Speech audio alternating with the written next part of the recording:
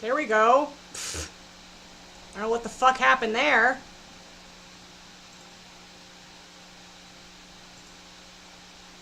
Hang on.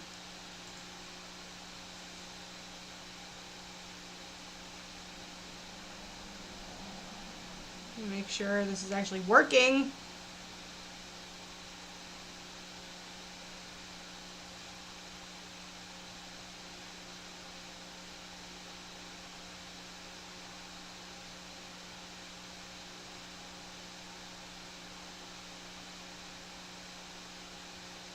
Oops, not TikTok.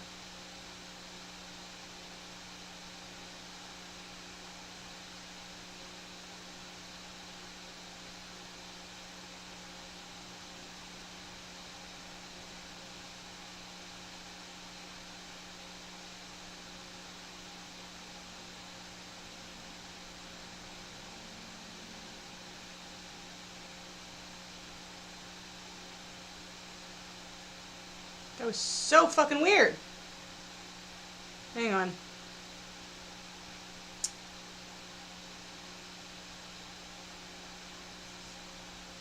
That was so fucking weird. I have no idea what the hell that was.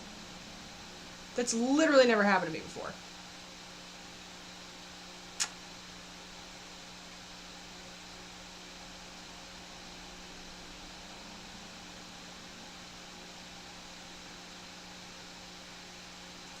Yeah, I have no idea what the fuck was going on there, so...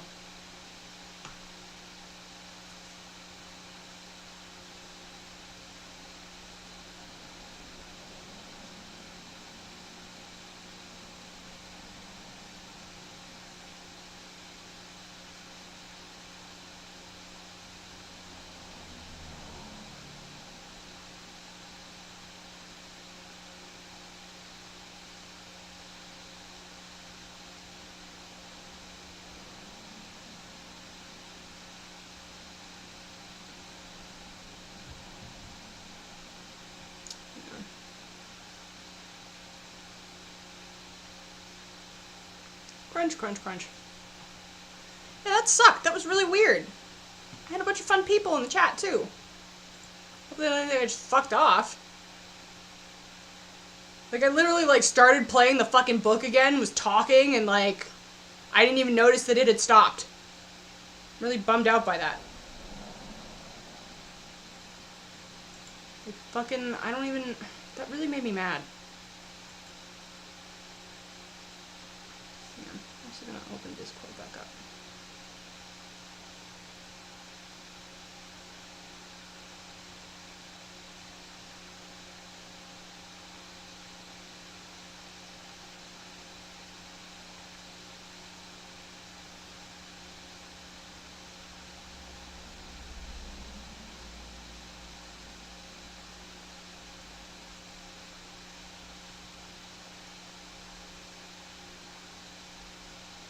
Bleh.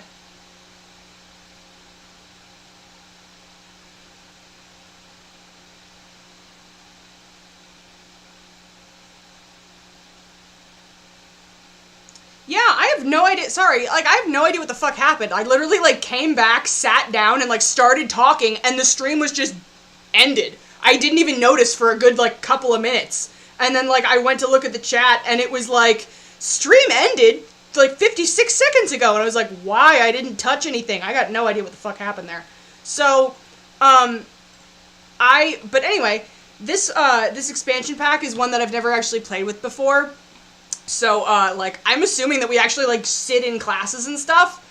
But with this, crunch goes my neck.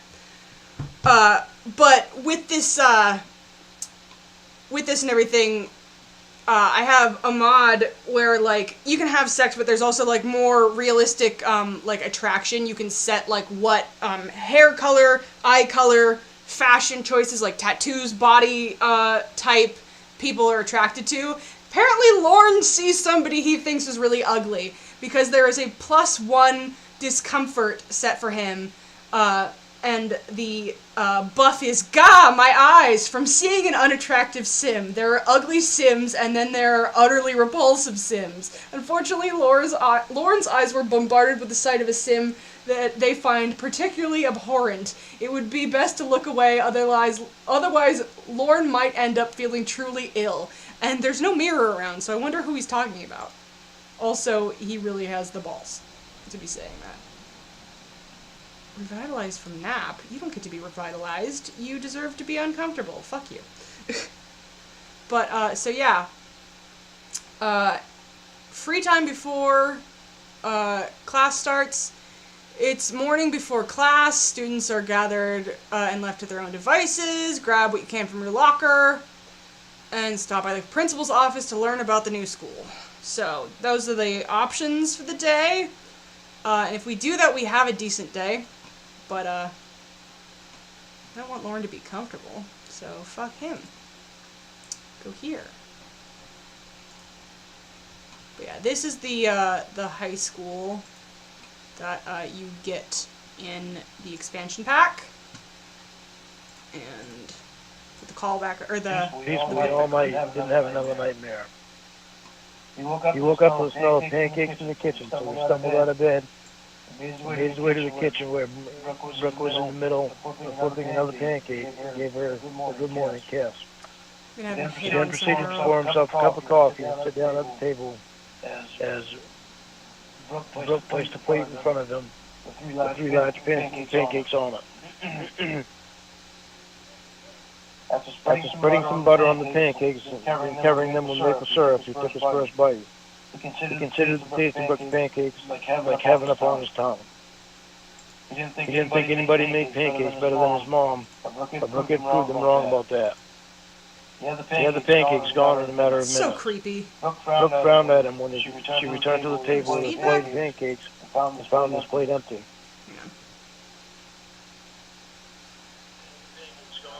So creepy.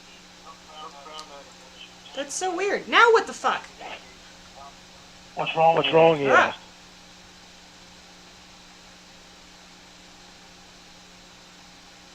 Hang on. It's so weird. Now what the fuck? What's wrong, he asked. So, hang on. I'm gonna hit play. I wanted us to eat together, but you already finished yours, she explained disappointedly. Hit play. I wanted us to eat together, but you already finished yours. Disappointedly. Hit play. I wanted us to eat together, but you already finished yours. Disappointedly.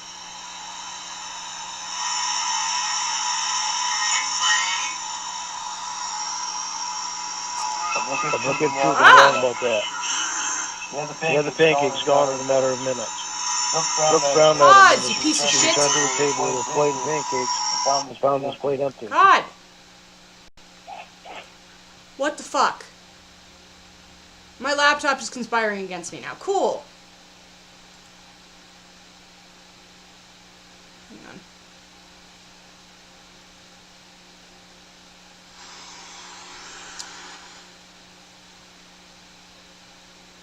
Sorry, I'm trying to...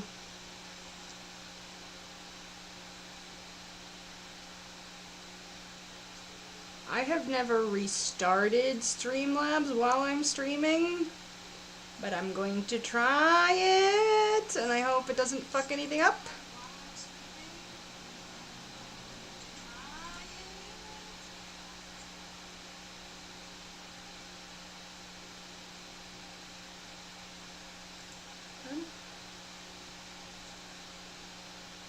What's that?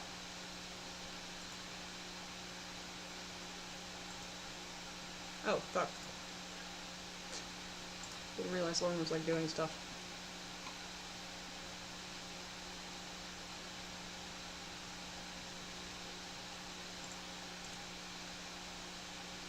What's wrong, he asked.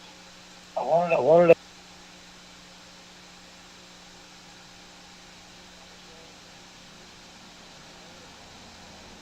Okay, I don't know what the fuck is going on with the call, so... I guess we're gonna not listen to that right now.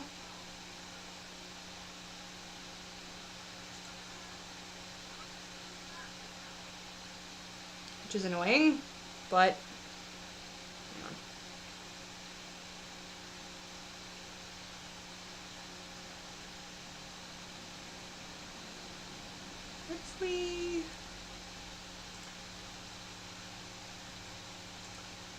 I'm gonna try this and see if it helps.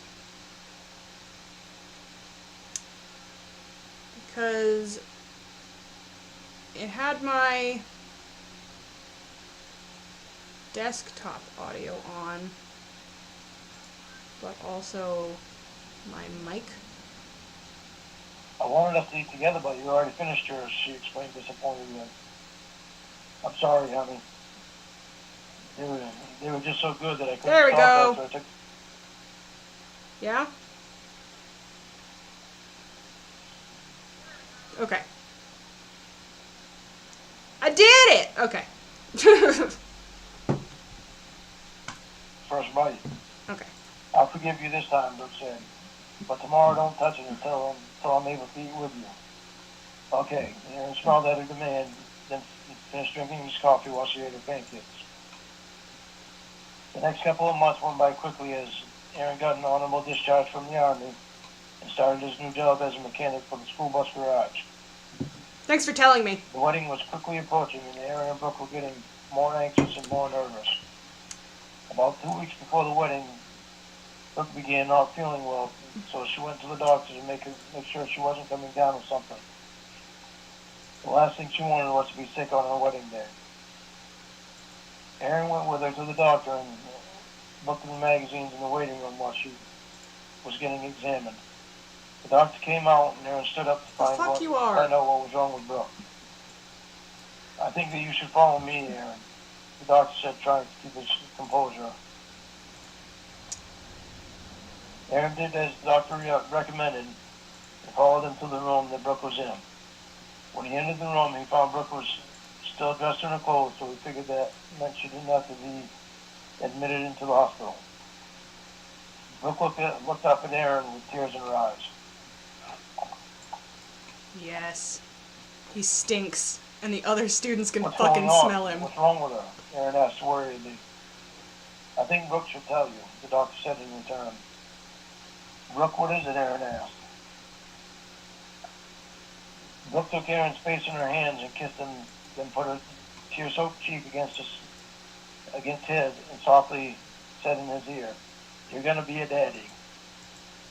Also, I hate the way he says daddy. I don't know what it is, but like, there's something... Hi, sorry, I don't know what happened with the stream. It like fucked up when I came and sat back down. It had just ended by itself, and then I had feedback at the beginning of this. It was a shit show. But I hate the way he says daddy. He's like, daddy. He just has a particular brand of mush mouth that I will never not hate. I can't wait till he dies. But, yeah.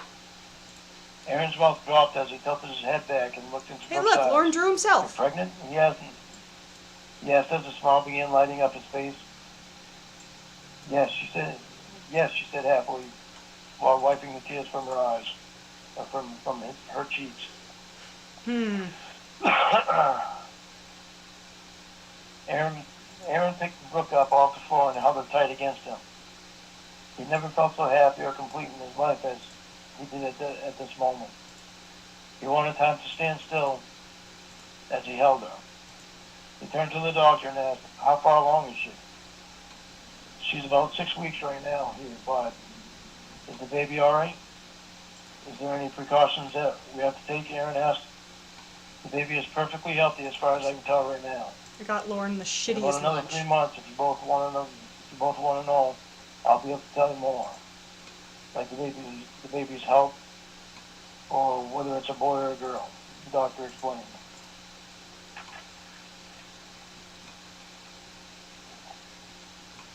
"That's something we'll have to talk about," Brooke said as she smiled up at Aaron. He thanked the doctor and walked hand in hand to the car. Aaron had called his mother from the cell phone in the car to see if she was home. "Hello?" His mother greeted after picking up the phone. "Hi, Mom. Are you going to be home for a while?" Aaron asked. "Yes, I am. Are you coming over?" she returned in question. Yes, we're in the car right now, so we'll be there soon, Aaron told her. Okay, see you when you get here. She ended, then hung up the telephone.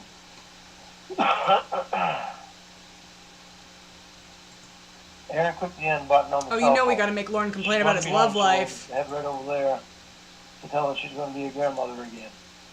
Aaron said to Brooke. Brooke just smiled at him with a loving smile and squeezed his hand. When they arrived, Aaron's sister Kelly was there also. They walked in the house. There's a student named Angelo. We've got to be rude to him. I looked at Brooke and covered him mouth. Oh my God, you're pregnant. Aaron's mother's mouth dropped as she looked at Brooke and came to the realization that Kelly was right. Oh my God, Brooke. She quickly reached for Brooke and hugged her tightly after pushing her son out of the way. Aaron was quick to see that he was not going to be acknowledged by the women for a while, so he decided to go into the kitchen and make a pot of coffee while his mother and sister guffawed over Brooke and the baby she was carrying. Aaron was happy to see his mother and his sister making such a fuss over Brooke. He guessed that having I know, right? an adult summer party and making plans for the wedding must have brought them a lot closer than what Lorne they complained about everything. had anticipated, because they had forgotten that Aaron was even there. As a matter of fact, if it weren't for Brooke wanting to kiss Aaron goodbye when his mother and sister decided to take Brooke shopping for baby things, they would have left without even saying goodbye to him. Aaron smiled at Brooke and told her that he loved her, and to have fun after she gave him a kiss.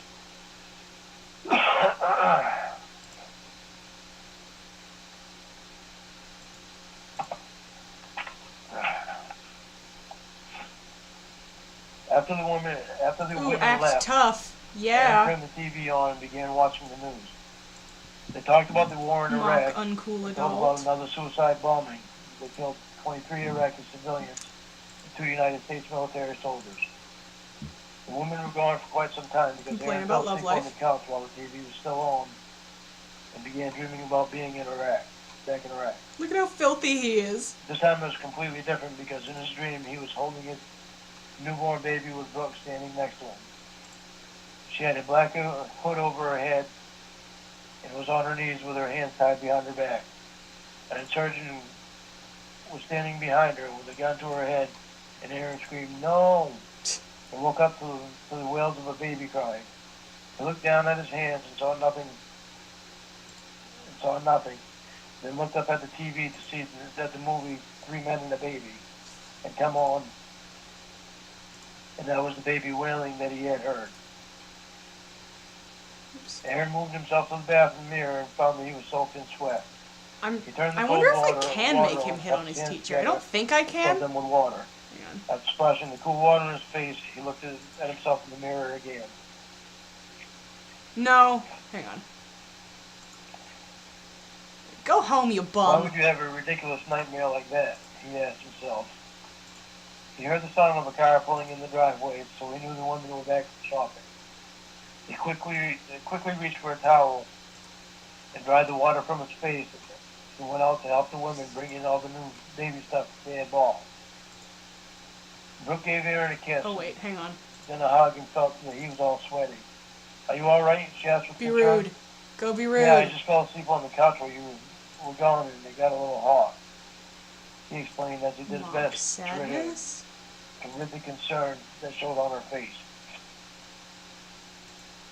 Aaron's mother came around to the side of the car, unaware of Brooke's concern about Aaron, and asked Aaron to help them bring the new things inside the house without looking at them.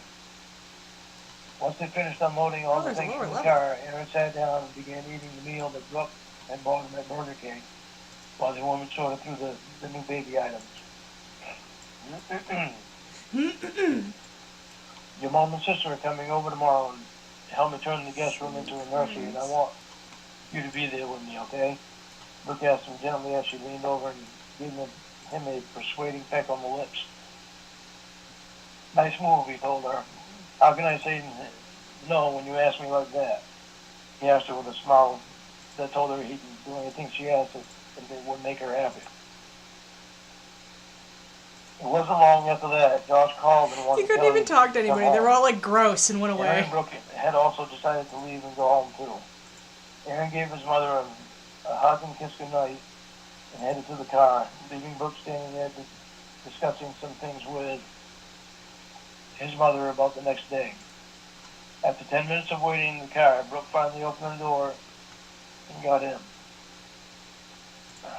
Go home, Lorne. No one wants to talk to you. I'm sorry it took me so long to get away from your mother, but she's so excited about the baby, Brooke said with a smile. It's all right, Aaron returned. I understand all about women and talking. Ugh. I understand all about women and talking. It's all you do. As he began to drive down the dark street toward home. Aaron was happy to finally be home after a long day at the doctor's, then at his mother's house. Even though he had taken a nap while the women were shopping, it was an exhausting nap because of the nightmare. He was still tired. After unloading all the stuff from the car that his mother had bought for Brooke and the baby, Aaron and Brooke both retired to bed. It didn't take long for both of them to fall asleep. The night grew more and more still, and Aaron once again began to dream. Brooke's body was wrapped around him. Fine, you can piss and shower, I guess, if you have to. He became overwhelmed with concern as his body tensed up instantly. She felt the cold sweat growing on him. She shook his shoulder and quietly called his name.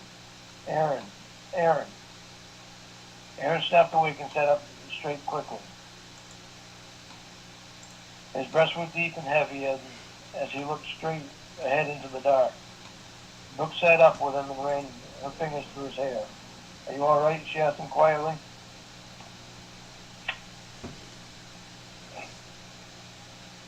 He took a deep breath and blew it out, relieved to find that he was in bed with Brooke and they were both safe. Yeah, I guess I just had a bad dream, he replied as he slowly drew himself up to get out of bed. Do you want to talk about it? Brooke asked soothingly. Soothingly? No, go back to sleep. I'm going to take a quick shower, then I'll come right back to bed. Okay, she replied. Aaron found his way through the dark to the bathroom and let the cold water splash over his sweat-filled body. This is so boring, I'm literally skipping this part.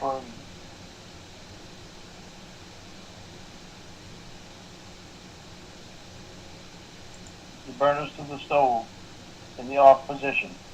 Grab my purse, she ordered. Aaron grabbed her purse and the car keys, then quickly came to Brooke's side to help her to the car. Oh, this is when the fucking... Carefully she has helped the her baby. Literally! It's... Carefully helped her... It's... We aren't even halfway through yet. It's 6 hours and 3 minutes, and we are at... I just jumped ahead. It's... we are at 2 hours and 47 minutes. And then climbed in himself and fled to the hospital as fast and as safe as he possibly could. He called the hospital on the way so they would be ready and waiting at the emergency entrance. Set a curfew Once they for arrived, Lorne. they put Brooke in a wheelchair 7 p.m. and rolled her to the delivery room. He's not allowed to go out and have fun. Were shocked when his mother showed up 12 hours later.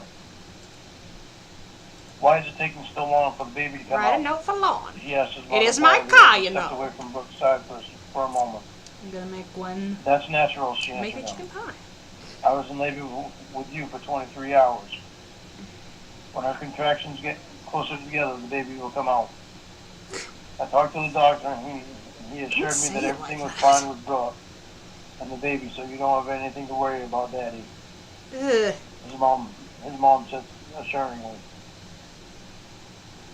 Thank you, Grammy. Ugh. Aaron returned with a nervous smile. First of all, Grammy? Ew.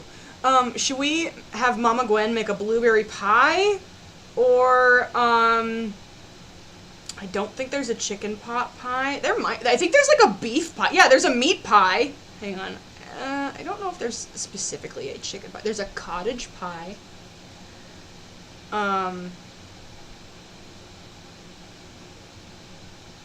Yeah, should we have Gwen make a blueberry pie, a cottage pie, or a meat pie?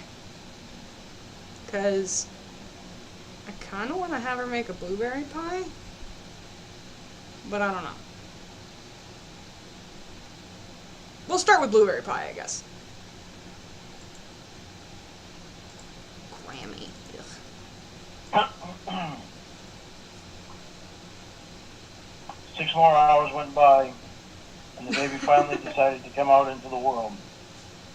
The doctor didn't have to tell Aaron and Brooke what sex their baby was. They could see for themselves when the doctor cut the umbilical cord. Also,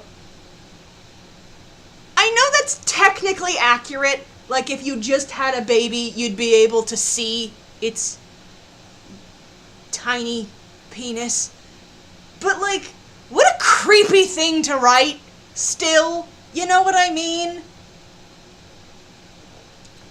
Like, stop writing about children genitalia, pedophile, if you could. As a favor to me, personally. Thanks. It was a boy. Aaron felt very proud. Look at Mama Gwen He would have go. felt just as proud if it had been a girl, but he was now a daddy, and that made him proud. Stop. Again, this is the fucking thing I was talking about earlier. He just said proud like 4 fucking times in a row in the same sentence. We still don't have a name picked out for him yet. Brooke said with a heavy sigh and a yawn. You can pick out a name for him later. Lord, I made a blueberry Right now, pie. we're taking Don't the you baby to fucking get touch cleaned it. I up hate your guts. and blood taken for tests and all. I want you, he pointed to Brooke, to get some much needed rest. Stitch from patterns, simple. What are the tests for? Aaron asked worriedly. Nothing to be concerned Make a about. rainbow to make Lorne uncomfortable It's because all he's routine so that we can homophobic. find out the baby's blood type and all that good information. Oh, we can't do mac and cheese. I forgot. Oh, okay. Aaron sighed. Oh my god, holy shit. Hang on. I think the only thing that we can't make is deviled eggs. Because you can make meatballs by themselves and you can make mac and cheese. Shit. Oh my god. We've got to make everything that Lorne... Oh, that's amazing. We've got to make everything. From Brooke's arms and followed the doctor out of the room. Brooke hated to release her newborn baby, and her eyes began to tear as she did so. She was very tired and really needed the rest that the doctor had ordered.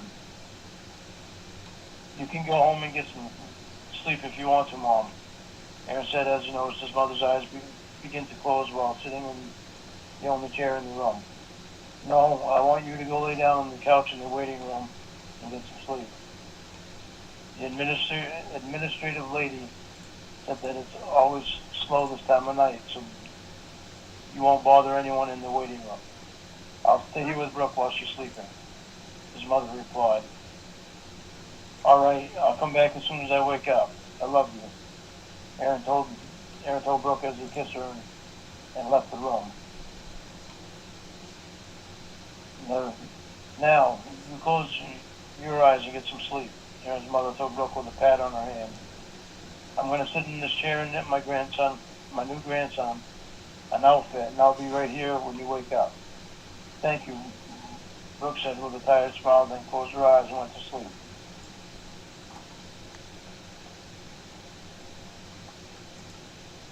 Around 6 a.m., Aaron woke up and looked around him. It took him a moment to realize where he was and why. He sat up and rubbed his eyes into focus, then made his way back to Brooke's room. He walked in and found his mother putting the finishing touches on her I love it. grandson's new outfit that she worked on tirelessly through the night. He looked up to see that Brooke was still sleeping. Did you sleep well? His mother asked in a whisper. Yes, I did. Did you get any sleep? He asked with a concern. Nope, she said with a grin. I was too busy working on my new grandson's outfits to sleep. Why don't you go to the cafeteria and get us a bite to eat and some coffee, his mother suggested. All right, I'll be back in a few minutes, he replied. All the way to the cafeteria and back, Aaron began thinking up names for his son. He almost spilled the 2 coffees twice on the way back to the room because his mind was drifting off thinking about his son. He returned to the room to find Brooke, now awake, looking in awe at the outfit that Aaron's mother had knitted that night. It was blue. It was blue with white trim on the sleeves and along the line of buttons. It's so adorable, she said it as she thanked her mother-in-law. I'm gonna Hi, make honey, Lorne she swim said to Aaron. Hi, Aaron in replied the after cold. he handed the coffee and Danish to his mother and set his on the small table in the corner of the room. How are you feeling? He asked as he bent over and kissed her lips. I'm feeling much better now that I've gotten some rest, she replied. I've been thinking about the baby's name. Oh, there Aaron was just a said, fucking window. Do you like the paper. name Trevor? He asked her. Yes, I do. How about Trevor Michaels? She asked him in return. Aaron thought for a moment, then said the name out loud so he could hear it. Trevor Michael. Trevor Michael. He said a second time. I like it, he answered and kissed her.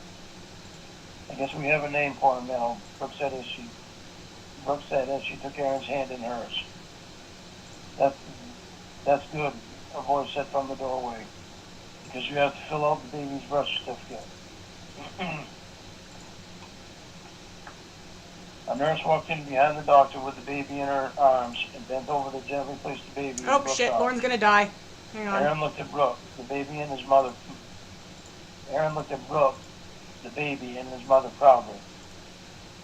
When will we be able to take the baby home? Aaron asked. Tomorrow. All you need to do is all the paperwork. All you need to do today is all the paperwork. The hard part is all over now, the doctor replied. Thank you, doctor, Aaron said as he shook the doctor's hand. Save my cigar, Yeah, really. the doctor said jokingly. I'll smoke it when my shift is over. They all smiled at the doctor's remark. Watched him walk out of the room, then turned their attention back to the baby. They all enjoyed having the baby with them for 2 hours before the nurse came back in to take the baby back to the nursery. Aaron's mother finally decided to go home and get some sleep. I'll come over to your house tomorrow. Just call me when you get home and I'll help you to take care of the baby for a couple of days so that you can get used to the newcomer, she said before she left. Aaron sat down beside his wife's bed and shared his Danish and coffee with her. The doctor came in when they finished the Danish with the paperwork for the baby's birth certificate and insurance and a dozen other forms that they needed to fill out for the hospital. It took them until 3 p.m. to finish filling them out. The nurse made the bed next to Brooke so that Aaron could sleep in the same room with Brooke that night instead of in the waiting room on the couch. When morning arrived, Aaron went to the cafeteria to get the Danish and coffee for him and Brooke. When's gonna be pissed? He stopped by the nursery on the way back to peek in. He smiled at the nurse that was inside changing the baby's diapers and went on his way back to Brooke. Aaron walked back in the room to find the nurse taking Brooke's blood pressure and her heartbeat. How does everything look? Aaron asked the nurse, who turned around quickly, surprised at Aaron's voice. She's good to go home with the baby today, she told him. Good. I was hoping someone would tell me that, Aaron replied. What time can I take them home? As soon as the doctor comes in and gives you the okay to do so. You should be in here soon. Congratulations to you both, the nurse said before turning to leave the room. About 10 minutes later, the doctor came in the room to have Aaron and Brooke sign some papers and told him that as soon as Brooke was dressed, he could wheel her to the lobby where the nurse would meet them with their baby. Aaron helped Brooke off the bed and grabbed her clothes for her from across the room after the doctor left. Once she was dressed, he helped her ease into the wheelchair that's grand. and wheeled her to the front desk where the nurse was waiting for them with the baby. Brooke held the baby close to her as Aaron wheeled her out front and moved them both after supper from the biscuit. wheelchair to the car. On the way home, Aaron called his...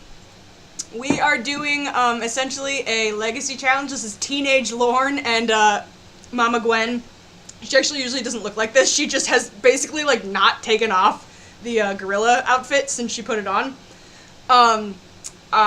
Lorne is in high school because I want to make sure that he fails every class and becomes an 87. He already has, like, really bad skills in everything, and Gwen is yelling at him for being a shitty person. He just broke curfew, and she's fighting with him right now. Earlier, it was fucking hysterical. She can't stand to be around him. She actually has a moodlet right here. Festering bitterness. I'm pointing at my screen like you can fucking see my hand. Festering bitterness from being around a person she cannot stand. And when he is unhappy, she gets a fucking schadenfreude moodlet. I lost my shit. I'd never seen that before. It's fucking amazing.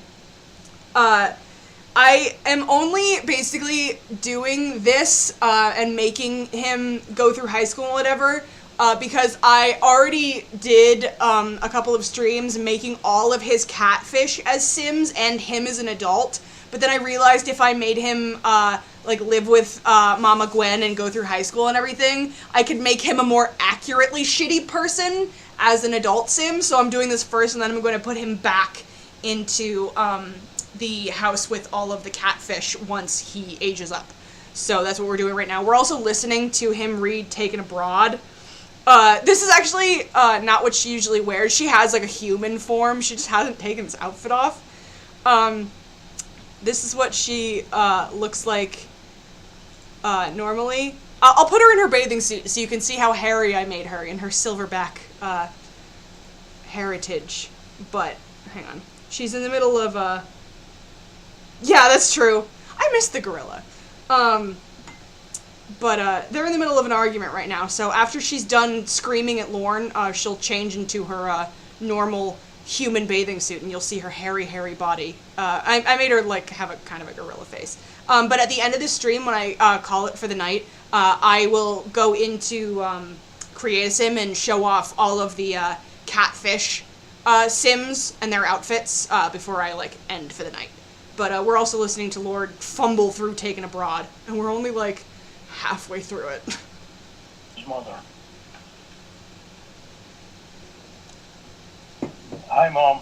Brooke and I should be home in about 10 minutes, and he informed her. Yes, exactly. Okay, I'll be there in about 1 hour unless you want me to wait a little longer, she replied. Here she is. Look at that beautiful ape. With that hairy silver back. I mean... Who could say no? Don't you remember when Mom was hot? No, 1 hour will be great. Brooke and I both will feel a lot better with you there for a couple of days to help us out, he said. Okay, I'll see you in 1 hour then. Aaron hung up the phone, feeling relieved that his mother would be there to help them with the baby. They both were a little nervous about becoming parents and didn't want anything to happen to the baby because of lack of knowledge. Aaron helped Brooke into the house with the baby in her arms. After getting them settled and comfortable on the couch, he returned to the car to retrieve the rest of the things they received from the hospital, along with the new baby outfit that his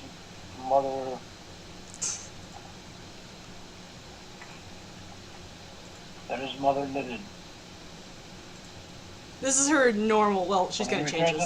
She's literally talking about how she hates Lorne on the phone. The baby was already crying. He said all the items on That's the her table normal left everyday Brooke's outfit. side. Is he alright? He asked worriedly. Yes, she answered. He's just hungry. Can you hear me?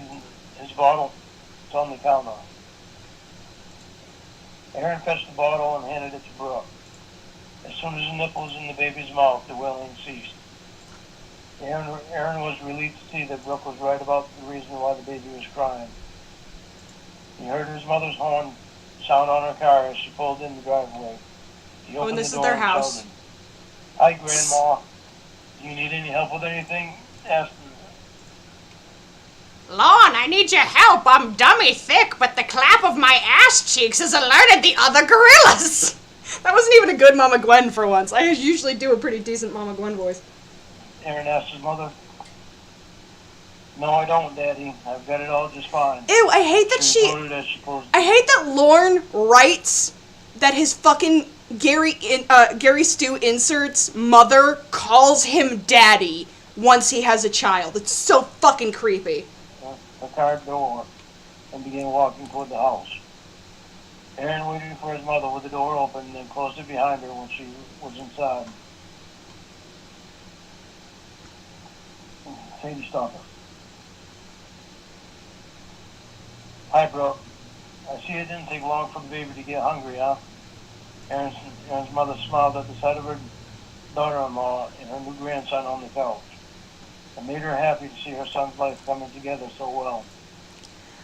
I had Mama Gwen ask Lorne what his problem is, and his response was just what popped up in the corner. Lorne said, "Just let me stew in my bitterness in peace. Some things are hard to forget or forgive, okay?" Like the mac and cheese and meatballs. God, that's fucking hysterical. No, it didn't. He's taking it quite fast, too, Brooke replied. Exactly. You might want to try to burp him after he drinks a couple ounces. If you don't, he'll get a bellyache, Aaron's mother suggested. I had Mama Gwen make a blueberry pie. I'm gonna have her eat a piece. She's hungry. Already. They read 3 ounces. She set the bottle down and moved the baby's head up to her shoulder and began rubbing the baby's back lightly in an upward motion to help push out the air in his belly. The baby began wailing until all of a sudden a small belch came. The baby stopped crying after he belched, so Brooke cradled and rocked him until he fell asleep. Aaron, you should take the baby from Brooke and set him in his crib. Right? Brooke's falling asleep, and I'm sure a nap will do good, his mother said. Aaron did as his mother recommended and turned the baby's monitor on high and set it in the crib near the baby. Lorne, fuck off. Your mother doesn't want to talk to you. After the monitor was in place, he returned to... Again, The Sims is going more realistic than I expected it to. I tried to have Gwen tell Lorne to clean, and we have a fucking moodlet from Lorne. Angry +1. I'm not your housekeeper from being ordered to clean. Do I look like your maid? How about a please and thank you around here? Lorne may have been willing to help with the cleaning if he was asked nicely, but now we'll never know. What the fuck? The Sims, I swear to God, my computer's been listening to me listen to these calls and is like absorbing the fucking Lorne universe a little too accurately. This is wild. That's amazing. That's so funny. And again, Gwen is feeling a festering bitterness from being around someone nearby she does not like, which is Lorne. This is so funny. That's amazing. The living room to help Brooke from the couch to the bed. Oh, after supper biscuit, you missed it earlier. Lorne was unhappy about something. Like, he got embarrassed. I don't remember why. But Gwen literally had a fucking schadenfreude moodlet. It was amazing. I couldn't fucking believe it. Like, it was wild. Once he helped her get comfortable in the bed, he kissed her and told her he loved her, then went back to the kitchen to have a cup of coffee and a chat with his mom. Around 5 p.m., Aaron is... Oh, I also have a bush that Lorne can piss in. Take an angry poop! I'm gonna make him shit in the bush. For 1.5 hours, and they figured Oh, no, not they'd Gwen. get the dinner made in case the baby woke up. Oh, yeah, no. There we go. Aaron pulled some spaghetti out of the cupboard and broke it in half into the boiling water. Then over the baby monitor, he heard the baby begin to wail again. Stay right there and tend to the food. I'll go check on him, his mother ordered with a slight smile. Aaron turned and grinned after he seeing just the shit in the anxious look on bush. his mother's face. See the stink When she quickly left clouds? the room to check on the baby. He knew his mother had picked the baby up.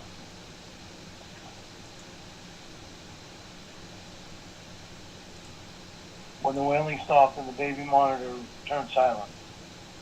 A few minutes later, his mother returned to the kitchen, still wearing a smile. "You're so adorable. Nothing like you was," she teased. "Gee, thanks, Mom," he replied. Even in the book, I mean, of course, but, like, even in the fucking book, he misuses was and were. Like, good! Fine. Aaron continued to serve the sauce and spaghetti as his mother set out 3 plates and 3 large drinking glasses on the table with utensils, butter, salt, and pepper. When the spaghetti was done, his mother pulled the colander out from the bottom of the bottom cupboard and placed it in the sink to strain the water from the spaghetti. Why don't you go wake up Brooke and I'll finish getting the spaghetti, sauce, and bread on the table. No, fuck. I didn't want to do His that. mother Damn said it. as she continued to work. Setting the large stir spoon down on the napkin on the counter, he made his way to the bedroom where Brooke was sound asleep. He shook her gently to wake her. Slowly, she looked up at him and began rubbing her eyes. "Hi, honey," she greeted him. "Is the baby all right?" she asked. "Yes, he's fine. I'm gonna have I just him. came in to wake you up for dinner," he replied. "What time is it?" she asked. "Almost 6:30 p.m. "Okay, let me go to the bathroom and wash up, then I'll be out," Brooke said as she began to remove her tired body from the bed. "Okay, we'll be waiting for you," Aaron said in return. Aaron returned to the kitchen and grabbed some milk from the refrigerator, then filled all 3 glasses. "Is Brooke awake?" his mother asked. "Yes, she's washing up and then she'll be out," he answered. No. Brooke entered the room just as Aaron and his mother sat down at the table. Unfortunately, "Food I smells need good," she complimented. to make Lorne actually talk to the other teenagers at school. And obviously I'm not going to make them like him, but I need to at least make him, like, speak to them at first so he can make him, like, try to hit on them and then fail miserably and really embarrass him. So that's what's happening. "Nothing special, just a quick meal," Aaron's mother replied. "It still smells good to me," Brooke returned, "especially after having hospital food." "Yeah, I can see why this would smell so good to you after Speaking of hospital food, I'm really hungry and I have, like, no fucking snacks in the house. I'm seriously considering making toast. having hospital food for 2 days," Aaron's mother responded.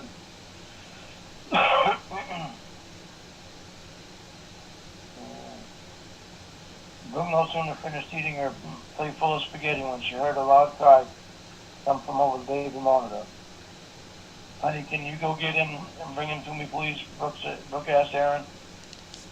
Aaron knew she was still sore from having the baby and was trying not to move around much, so he did as she asked. When he returned, she made her way to the sofa and was waiting to take the baby from him. Once he laid the baby in his arms, he fetched her a fresh bottle of milk. Oh yeah, and a Lorne, towel go hit on this fucking girl. to lay over her shoulder for when she birthed the baby. Go hit on this fat blonde girl. You're gonna hate Brooke fed her. and birthed the baby while Aaron and his mother cleaned the table and did the dishes. Once the dishes were Go hit on finished, this fat blonde nerd. Do it. they retreated to the And she's living room to cute! watch TV for the Which rest means of you the don't night. deserve her. I mean, you don't deserve a human Till bedtime. being anyway, but...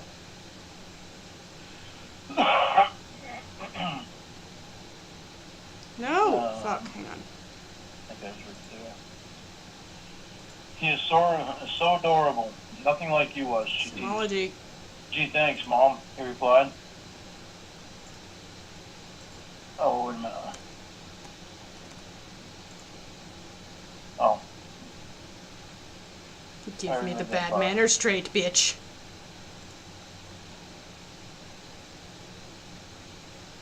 There we go.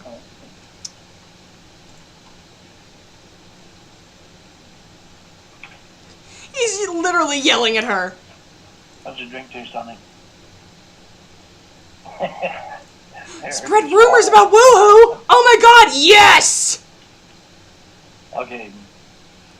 Morning came I'm gonna make Lorne spread rumors that when you fuck women, it feels like warm, wet air. That's what's gonna fucking happen. Yes. Sorry, I'm in like gremlin mode now. Hang on. Pause.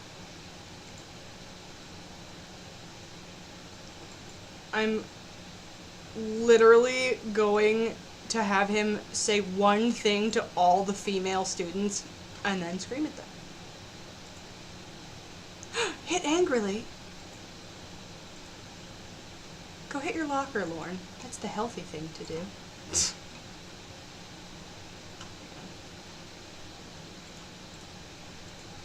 For Aaron's mother, because she placed the baby monitor on the coffee. Because she placed the baby monitor on the coffee table by the couch where she slept. The baby only woke up twice during the night. Once at 1 a.m. and again at 4 a.m. They didn't go back to sleep until 5:30 a.m., so Aaron's mother figured she may as well make some coffee and considered herself awake for the day. The smell of the fresh coffee brewing woke both Brooke and Aaron up from their much-needed sleep. They both threw their robes on and stumbled into the kitchen where they shared a look like they had just swallowed heaven when they tasted the coffee. "You two look like you're in love with your coffee cups," Aaron's mother said as she laughed. "That's because we are," Aaron replied. The next couple of days I'm trying to make went him by and fail. Stop Aaron making and me Brooke accidentally make him do couldn't have stuff. been more thankful to Aaron's mother for staying with them and helping them with the baby while Brooke was healing, and they were both getting used to the baby's presence. They both felt sadness grow inside them when they watched Aaron's mother drive away. Over the next couple of months, they had family and friends coming in and out to see and welcome the new member to the family.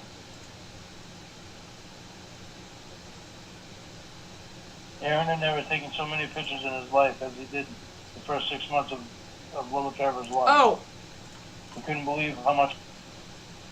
viral effects. Once he's an adult, I mean, I know for a fact that I won't actually be able to, like, use the Wicked Whims mod on a stream uncensored. Like, I know I can't do that. That's basically just porn. I can't do that.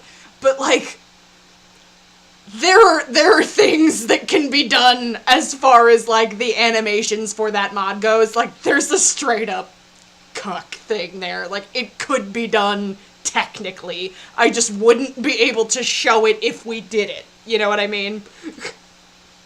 Like, I know it exists, I just couldn't do it. Aaron worked as many hours as he could at the garage so that Brooke could stay home with the baby. He usually got in a 55-hour work week. So they were able to live good and still be able to save a small amount of money from every paycheck because he made it better than average hourly wage. Soon after Trouble Michael had turned a year old, Aaron began having some of his nightmares again. He'd wake up in a cold sweat and have to carefully get out of bed so he wouldn't wake Brooke. He normally went into the bathroom and splashed his face clean, take a few deep breaths, then go back to bed and be able to sleep fine the rest of the night. However, there was one night that the nightmare had been so bad that he woke himself up screaming. He sat straight up in bed and found Brooke was on the floor. He scared the dickens out of her. The dickens? Once she jumped awake, she landed with a thud on the floor. Brooke reached up to turn the light on. Brooke reached up to turn the light onto the lamp that sat on her nightstand. She needed to see better than what the night light would allow. When the room brightened so she could see more, she found Aaron drenched in sweat and shaking all over. His eyes were soaked with tears. Brooke was stunned. She quickly climbed back into bed and placed her hand on his sweaty face. "Are you all right?" she asked worriedly. Aaron was breathing heavily. Yeah, she's fine. As he exhausted an answer back to her. Exhausted an answer, that makes sense. I just had a bad dream.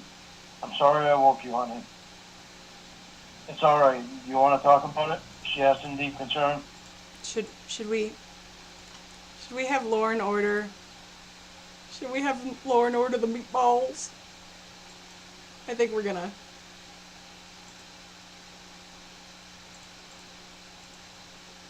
No. I think I just need to get a drink to cool myself down and a quick shower and I'll be all right, he replied. Aaron got up and went to the kitchen for a tall glass of milk. He peeked in to check on Trevor Michael on his way to the bathroom.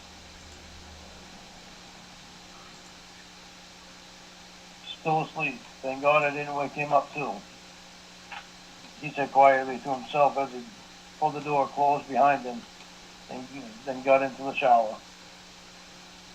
Once he was under the cool water, he began to feel his eyes tearing up again because of the nightmare he had. Why am I going through this? Why am I having these nightmares all over again? He asked himself. After spending an hour under the cool water trying to regain himself, Aaron dried himself off and returned to bed. Brooke had gone back to sleep, so he didn't bother cuddling up with her. Instead, he lay there with his eyes open and staring blindly into the darkness until daylight began showing through the window. He looked over at the alarm clock as it read 5:32 a.m. He threw some jeans and a t-shirt on without waking Brooke.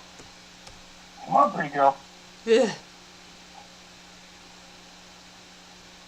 He threw some jeans and a t-shirt on without waking Brooke and went to the kitchen and made himself some coffee. About a half hour later, Trevor Michael began talking. Aaron went in to check on him. He found him standing at the edge of his crib, mumbling as he was rubbing his little finger back and forth along the top of the crib. He looked up when he saw Aaron swing the door open and reach his little arms out straight for his dad to pick him up and take him out of the crib.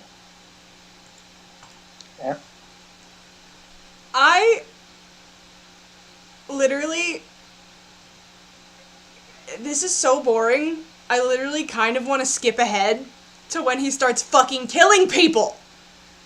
Like, this is Lorne, you're supposed to write a character that we don't want to see go down a path that he doesn't get saved from. Like, this is supposed to be a heartbreaking story. Like, we're supposed to be rooting for this person. Ricky Spanish, you're back. Yeah, no, I don't know what the fuck happened with the stream. Like, I literally got the drink, sat back down, and it had just ended by itself. But, like, he cannot write. This is so, we've literally, Ricky, we've fucking jumped ahead once, and I'm tempted to do it again, because this is so mind-numbingly boring to listen to. I fucking, it's so boring! Like, oh my god! Like, I want to skip ahead to when he starts killing people. I'm so bored. Like, you're not making me feel bad for this character. Aaron walked toward his son and did as his son wished. After he had him in his arms, Aaron realized he should have changed Trevor's diapers before he picked him up, because now he had baby poop and pee on his arm and his t-shirt and his t-shirt. Poop well, and I guess pee. you got the best of Daddy this morning, didn't you? Aaron said to his son with a bland look on his face. Trevor looked at his dad and giggled as Aaron set him down on the changing table and began changing Trevor's diaper. Once he was finished with that smelly task, he put Trevor's socks on and coveralls and cleaned off his own arm. When he picked up Trevor and turned around, Brooke was standing there watching Aaron in admiration. "Mom," Trevor muttered as he reached out his hands for his mother to take him. Brooke took Trevor from Aaron, then leaned... The classic sentence, Jesus Christ, dude, open your mouth all the way. Her head toward Aaron and gave him a kiss. For real. Aaron adored the sight in front of him, and Brooke could see it all over his face. They both turned and walked to the table, and Aaron pulled the high chair in for Brooke to place Trevor in it. They let Trevor feed himself the scrambled eggs they gave him, and they ate French toast. There was quite a mess to clean up. Ugh. I mean, I'm okay with that. Hang on. Yeah, honestly, because that's what I usually do. And we listen to enough of this during the fucking beginning of this that I don't feel bad. Like, it's not like I false advertised it's not like I false, spelled the way that is correct, Lorne. I didn't falsely advertise the name of the stream at this point. Hang on. So I'm gonna...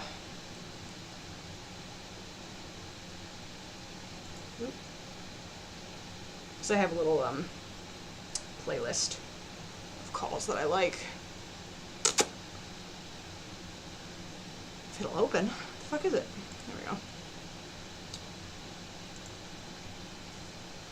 Crunch goes in my spine. Okay. I'm going to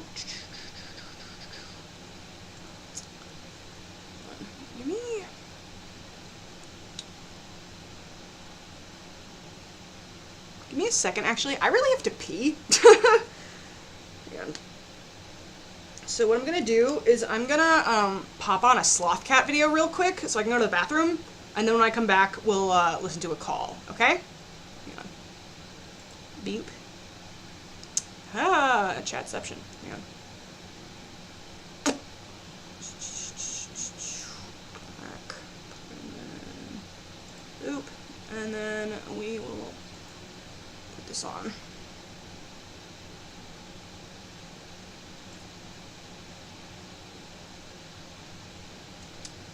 And I'll be right back. Winnie? Hi. Listen.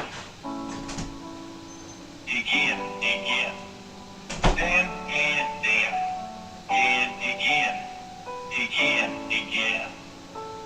I don't want you to ever talk about Dan to me again. You mention Dan to me again. We'll never talk to me again. Dan, again. Dan, and Dan. And again. You better never mention Dan to me in a sexual way again. You mention Dan to me again. We'll never talk to me again. Dan. Shut the fuck up about Dan. Dan. If you love me, then I want you to fucking love me. Dan. Yeah, well, you continuously do it. I'm sorry. Dan. You might think it's a fucking joke.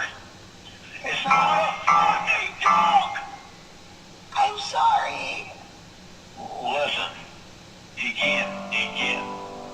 Dan, and Dan. And again.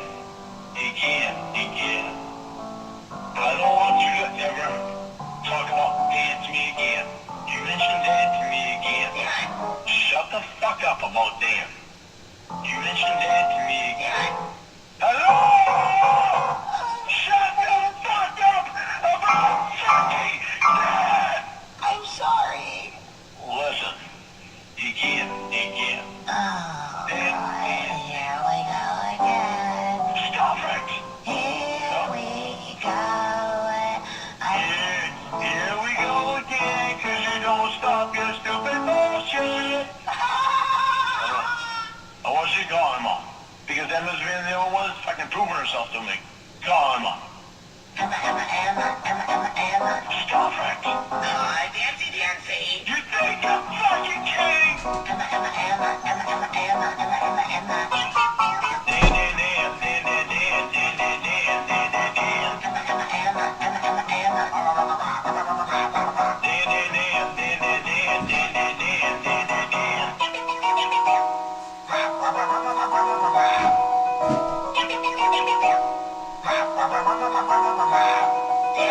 Shut the fuck up about fucking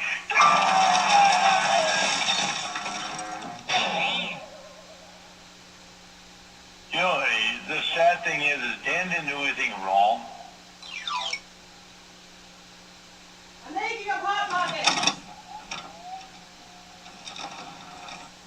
Good morning, baby. I'm not gonna sing anything yet. I'm gonna wait till after I'm done singing you the song. And it's country, and I know you don't like country, but please just listen to the words. At least, okay?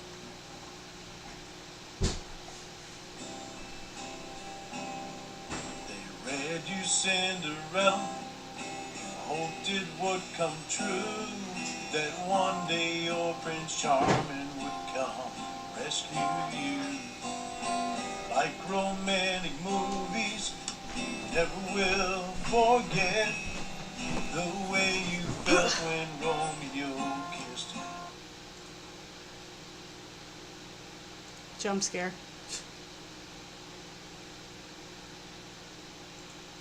Blind. I actually, you know what, hang on, before we keep doing that, it's in this little, slideshow.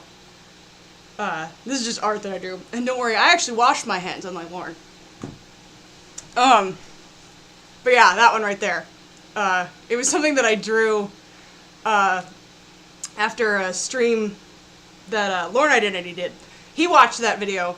I think it was Egbert. Somebody in the chat said that he looked like Scrooge, after a visit from fucking Jacob Marley. I can't stop this, can I, Han? No, not the alert box. Fuck you. Damn it.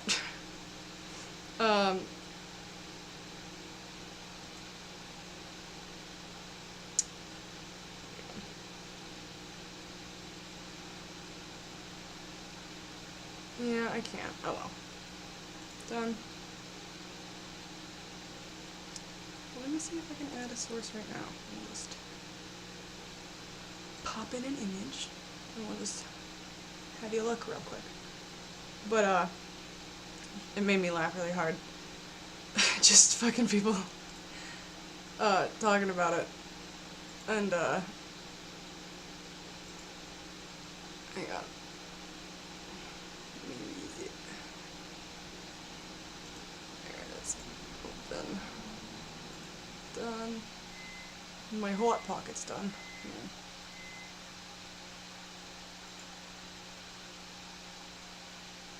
Alright, image. Okay, let's actually make you not the entirety of the fucking screen for a second. But yeah. After the stream, I drew this, and I tried to get it as accurate as possible. And I put a bunch of roaches all over the place. I also was very happy with the little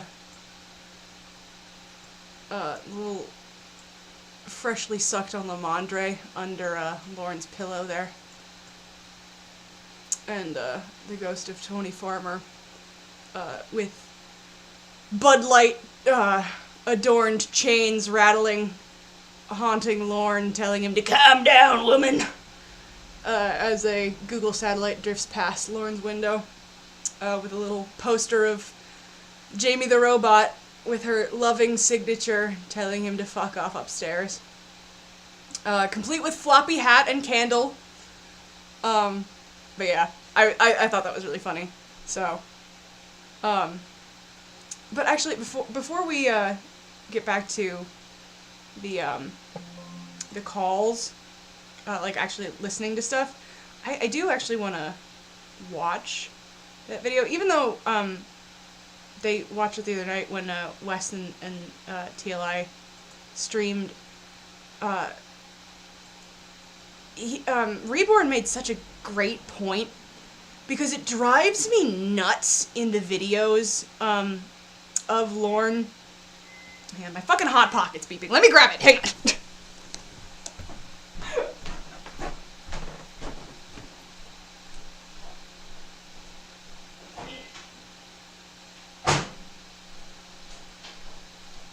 Anyway. Sorry about that. But like, he fucking, his shifty ass eyes, it creeps me out. First of all, Jesus, he looks so old. Bitch, get out of there.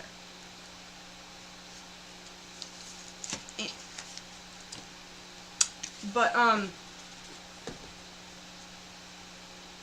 like,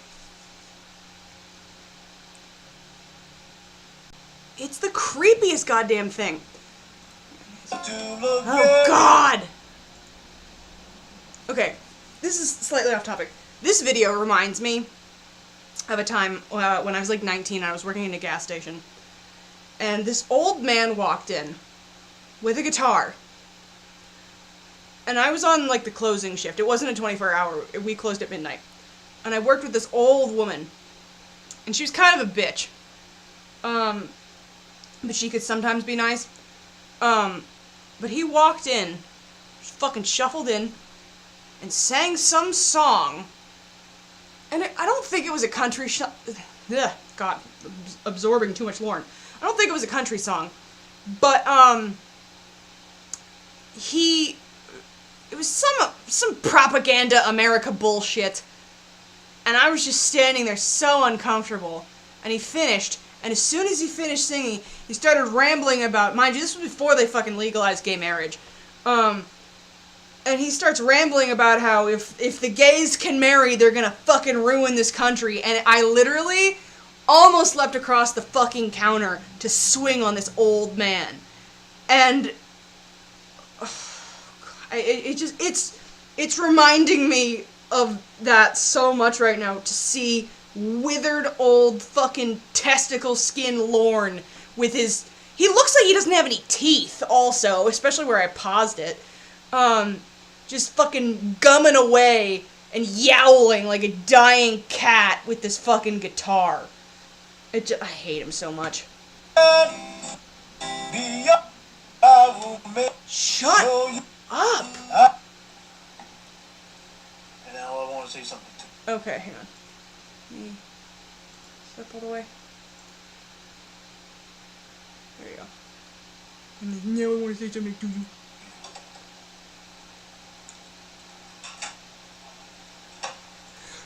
The tongue!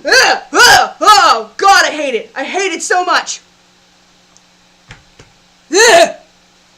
I hate that. As somebody who, like, I use chapstick all the time, but if I don't, I lick my lips a lot. But, like,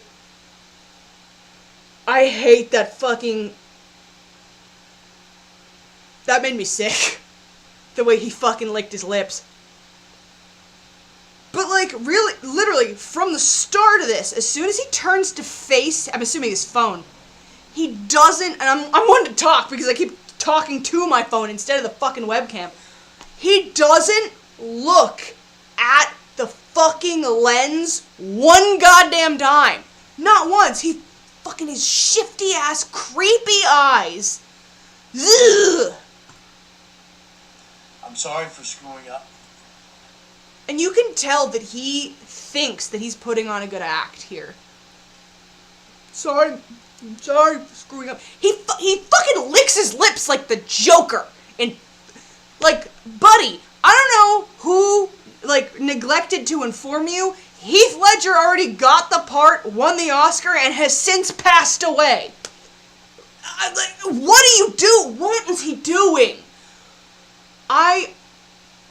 We have all long since established that this man is severely unhinged and demented and just so deserving of all the vitriol we can spew. But I want to know where in his mind he thought any of this would be appealing to a woman he is trying to court. If, for any reason, a man sent me a video like this, not only of his background, but his age, I would actually be afraid for my life. Like, genuinely. This is frightening. If I break my promise to you, and I can't promise that it's not going to happen again. Also, I'm sorry, maybe this is me, but the way that his skin... Also, I want to talk. I've got, like, the worst breakout going on right now. I almost didn't even stream tonight because I was like, I need to fucking do some skin care, and then I was like, or I could fucking play The Sims. But the way that his skin looks, particularly in what I assume is like a fucking shed. I think this is the trailer. Like, this looks like the skin of a dead pig. or like a flesh-colored pumpkin. You know what I mean? Haunting. You can keep an eye on me all you want to. Stop licking your lips. Stop licking your lips. Also, God, I paused that horribly. But like, of course you want her to keep an eye on you. You can keep an eye on me all you want to. Yeah, you would love it for somebody to be as obsessed with you as you are with every woman you've ever spoken to ever in your life. Are you fucking kidding me? And I was very confused, but I don't regret last night happening. The way he twitches. I don't even... Genuinely, like... I'm neurodivergent. It's hard for me to make eye contact with people sometimes. Something is wrong with him. Like... Yes! Literally! Like, it for so many reasons. Like, and I've kind of, I've let the lore spill out a couple of times, you know, like, I was sexually abused as a child. It's not a good time, don't recommend. But, like, I have such a fucking everlasting rage for this man. Like, the people, to the decoys, to the people who have actually gone to, like, the 10-mile yard sale, and the people who, like that guy who, like, went and filmed him and, like, talked about, like, buying his fucking fax machine or whatever. Bravo to those fucking people for having the patience they do to be able to stand in front of him, to talk to him on the phone. I couldn't do it. I would literally be in jail for at least assault, if not murder. Fucking bravo. I couldn't do it. Like, I just couldn't. Like, legitimately. Hang on. Sorry, my phone's down here, so I'm reading the chat from there.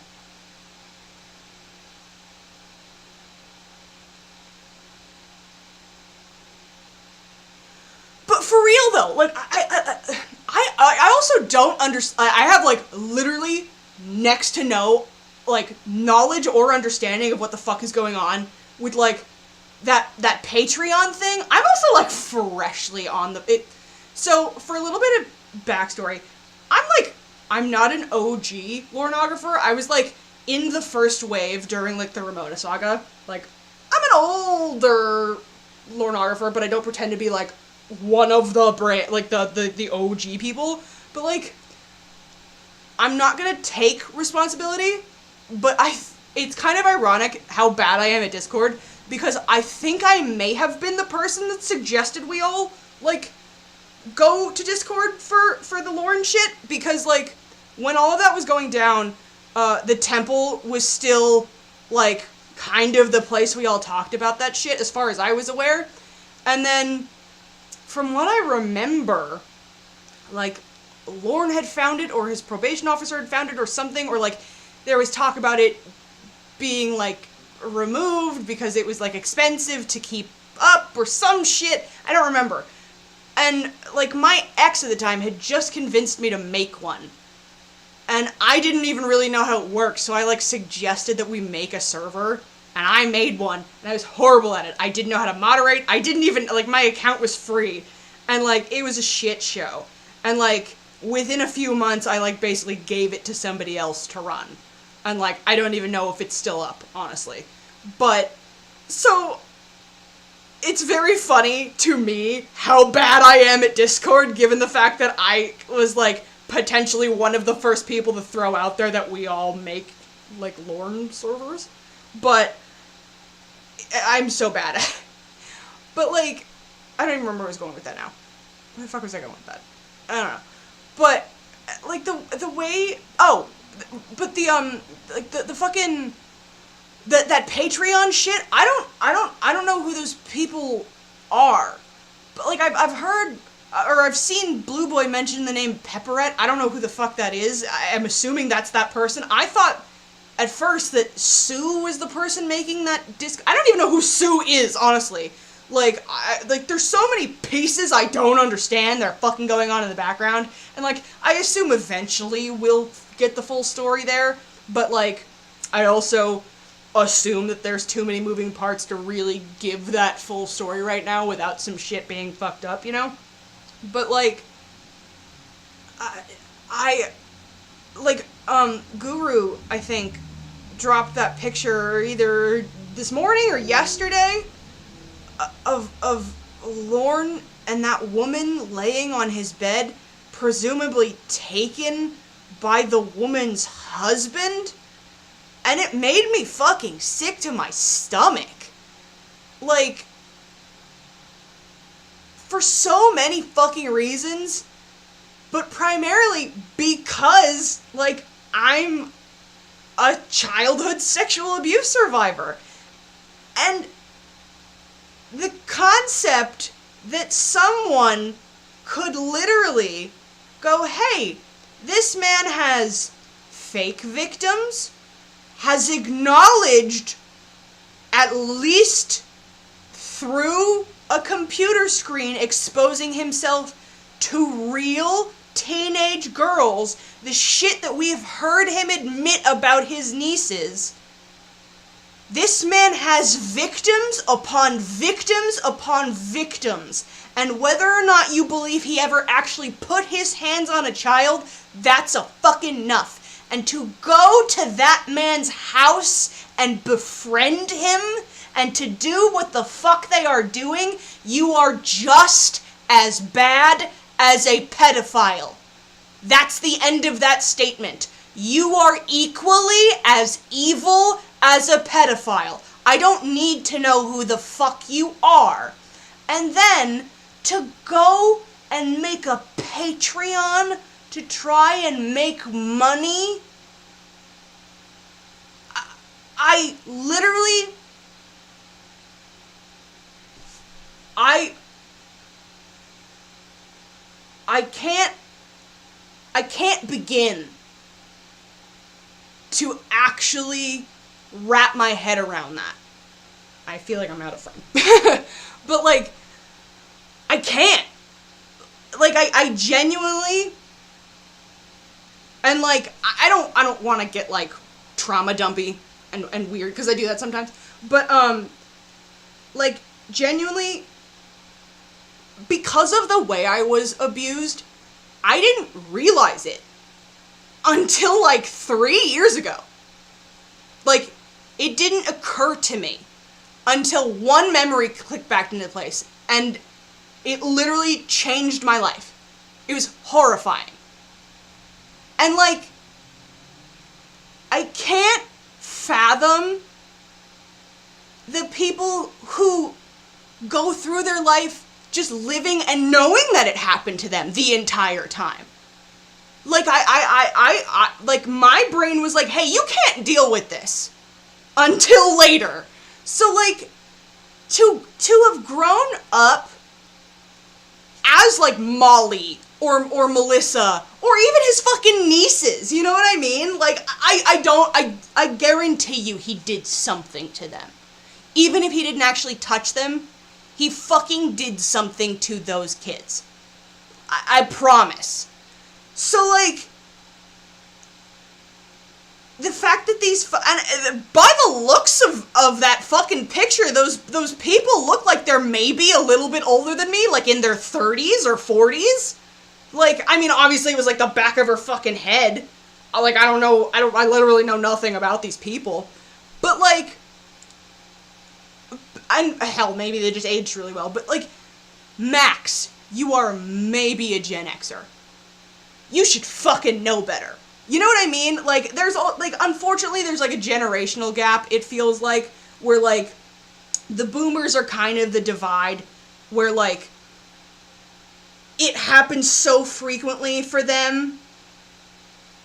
Oh, they are? Really? I didn't know. Like, cause, the picture, like, she must dye her hair then. Cause I just saw, like, long brown hair and, like, jeans and, like, sneakers, and, like, I just kind of, my brain went young. But, like, from my experience, the divide kind of seems to be, like, boomers, and then, like, Gen X is where it starts to kind of fizzle into, like, hey, this was wrong and we should talk about it, and then, like, millennials are like, fuck pedophiles, and that's basically where, like, the real divide kind of goes. But, like, I just can't, I want to know what the fuck these people are doing. I want to know if, because clearly Lorne is, like, posing for these pictures, because, like, nobody's paying for it, thank God, but, like, you know, based on, like, the little, like, teaser thing, like, there was, like, that one picture, I don't remember who it was, but somebody posted, like, their Patreon in, the one Discord earlier, and it was, like, Lorne and that woman's fucking head, like, next to each other. So he's, like, posing for these fucking pictures, at least a few of them. So I gotta imagine, that Lorne is aware that they are trying to make money and is, like, maybe in on it or, like, thinks he's gonna get a cut or something. Like, every part of this is fucking demented. I don't understand it, you know what I mean? But, like, anyway, sorry, I went on a tangent I didn't mean to go on. But back to this fucking turtle penis in a human skin costume. 'Cause... Also, you're gonna watch me eat Hot Pocket. Sorry about it. But I'm hungry. Because of the fact that it helped me let go of her. And I don't regret anything about that. And I really want to fall in love with you. Okay. Immediately, I got another fucking thing to say. What kind of a psychopathic fucking thing to say is, I really want to fall in love with you? What do you mean you want to fall in love? I've never heard a more frightening thing said to a stranger. You know? Like, what do you... See, my fucking hair. But, like, what do you mean you want to fall in love with this specific person that you don't know at all? Like, if you said, like, yeah, I really would like to fall in love. Sure. Like, me too, same. But, like, I really want to fall in love with you. You right there. You. What? Like, it doesn't make any fucking sense to me. Like, and I say that as someone who's had severe abandonment issues and attachment issues because of the abuse I faced as a child. But, like, like, what are you talking about, man? Like, that shit's gotta be so natural. Otherwise, I just can't. It's insane. The shit he says thinking it's romantic is insane. Like, what? It's you that I want, and I've known that I've wanted you.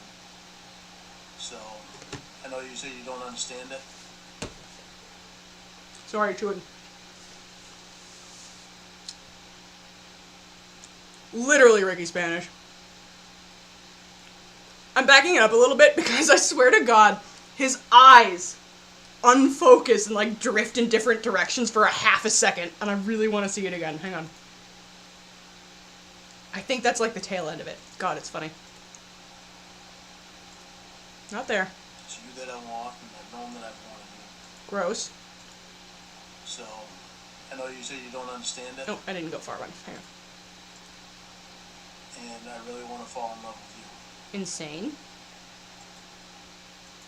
It's you that I want, and I've known that I've wanted you. Right there! Do you fucking see that shit? I don't know what he's looking at, or what things he's looking at, but, like, Bluetooth eye is over here, and the eye without the Bluetooth is over here. Like, homie, where are you looking? So, I know you say you don't understand it, but I do. Also, you know he thinks that's a smooth fucking line.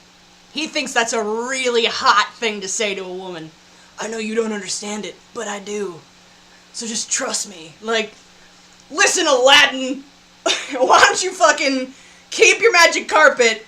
I don't know if that thing is fucking OSHA regulated. I'm good. No, I don't trust you.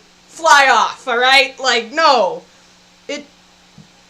Well, that's the thing, Ricky. Like, something is up with him. And I say that because, like, I'm neurodivergent. And, like, my brother is, like, for sure autistic. And, like, when he was little, before he, like, really started to, like, grow up a little bit, like, there were things in the early Lorne calls, when it was still just Ramona, that he did that reminded me of my brother when he was little. Like, before we, like, got him into, like, some programs to, like, help with, like, communication and stuff. And it just, something is up with you. You know what I mean? Well, saying something is wrong is a little bit ableist of me, but, like, you don't count. Fuck you, you know what I mean?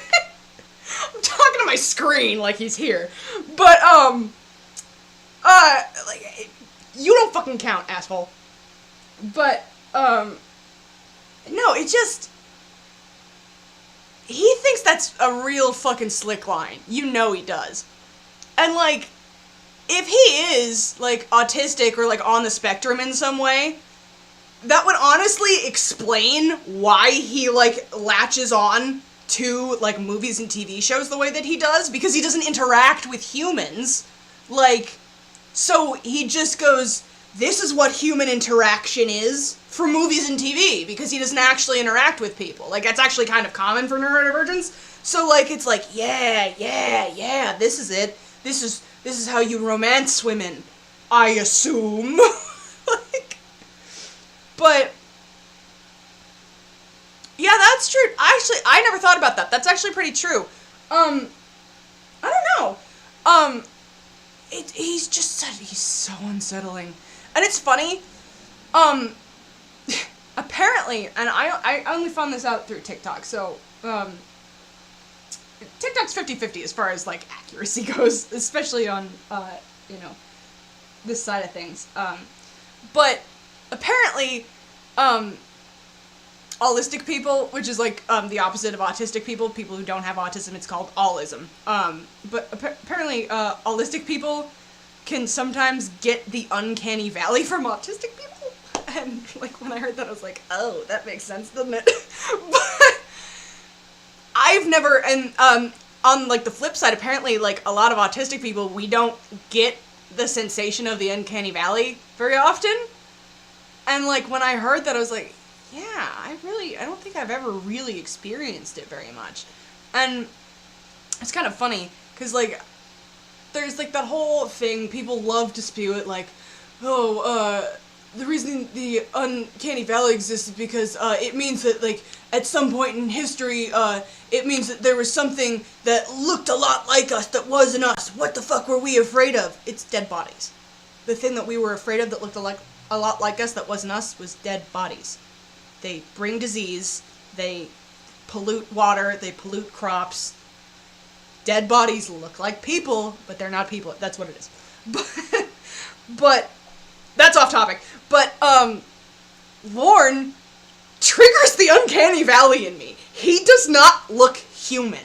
Like, if at the end of this video, he, like, unzipped from the fucking mouth and was a different creature, I would be relieved because it meant he was not a human being. Do you know what I mean?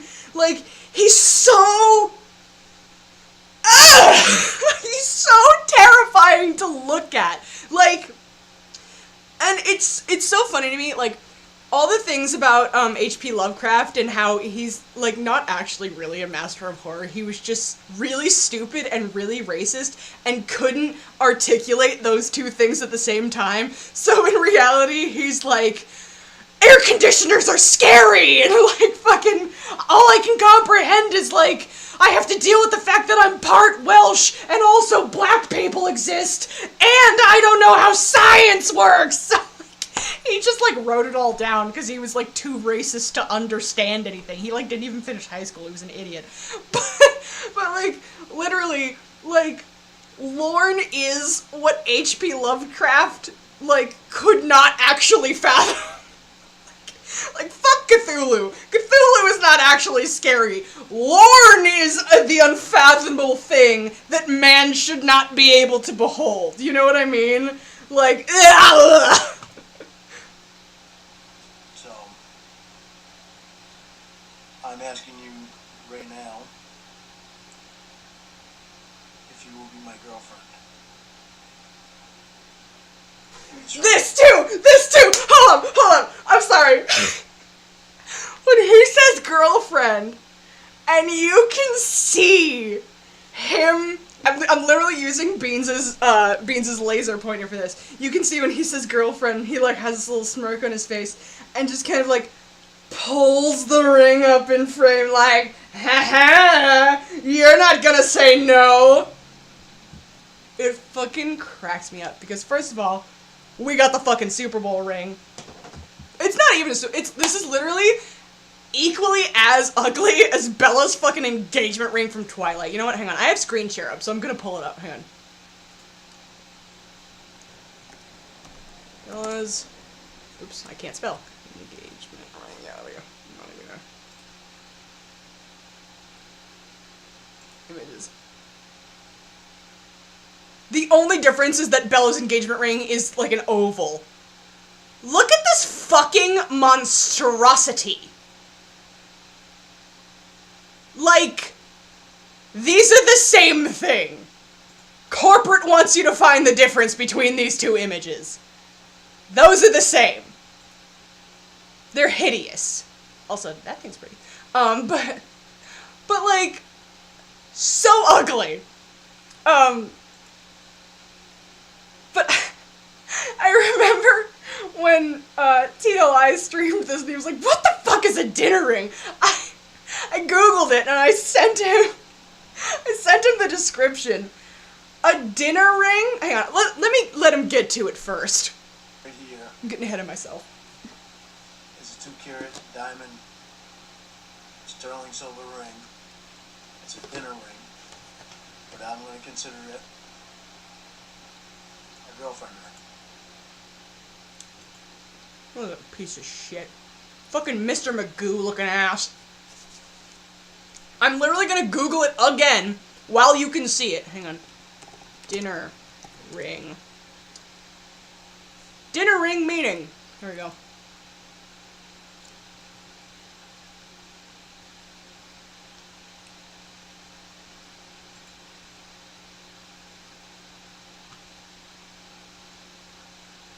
Dinner rings were, in essence, a symbol of a woman's freedom and power.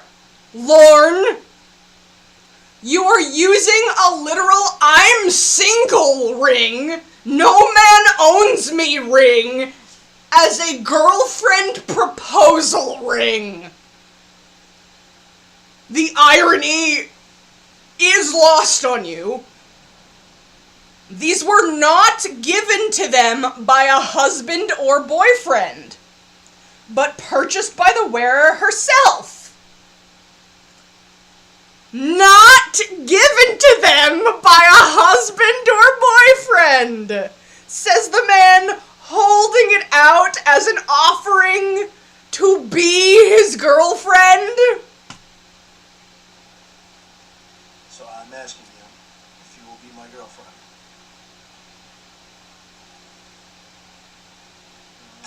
Ugh! I hate him so much. He's so gross. He's so gross. I hate him. Also, what call? I think I want to do stage name. Because I stuck it in this list and I haven't really listened to it since I put it in here.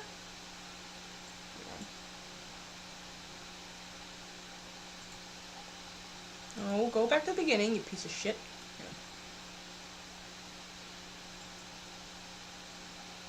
Alright, now back to The Sims. You cool? Okay. Put all my shit back.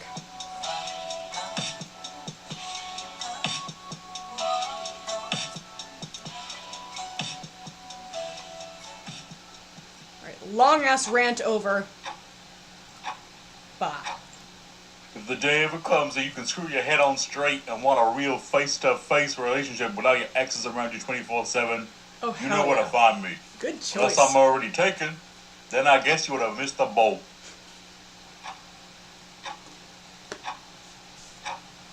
Tell MJ I say she is a fat ass for a country boy. Ooh, why are we holding on, Ricky? I'm very curious. Hang on. Oh, hold on, let me figure it. Boy, lol. It really sucks that you couldn't have been real with me, Jamie. He's fucking slapping a I computer! really believed in you. What's he doing? He's trolling the forums! To show you the intelligence level of fat ass bimbo MJ. I just sold 2 Beanie Babies yesterday. Made $450. Yeah. She's very smart for a country boy. Lol. Whoa. I found out you're fake. What was your purpose in all that anyway? I feel like we should change his outfit. I'm gonna be changing my phone number.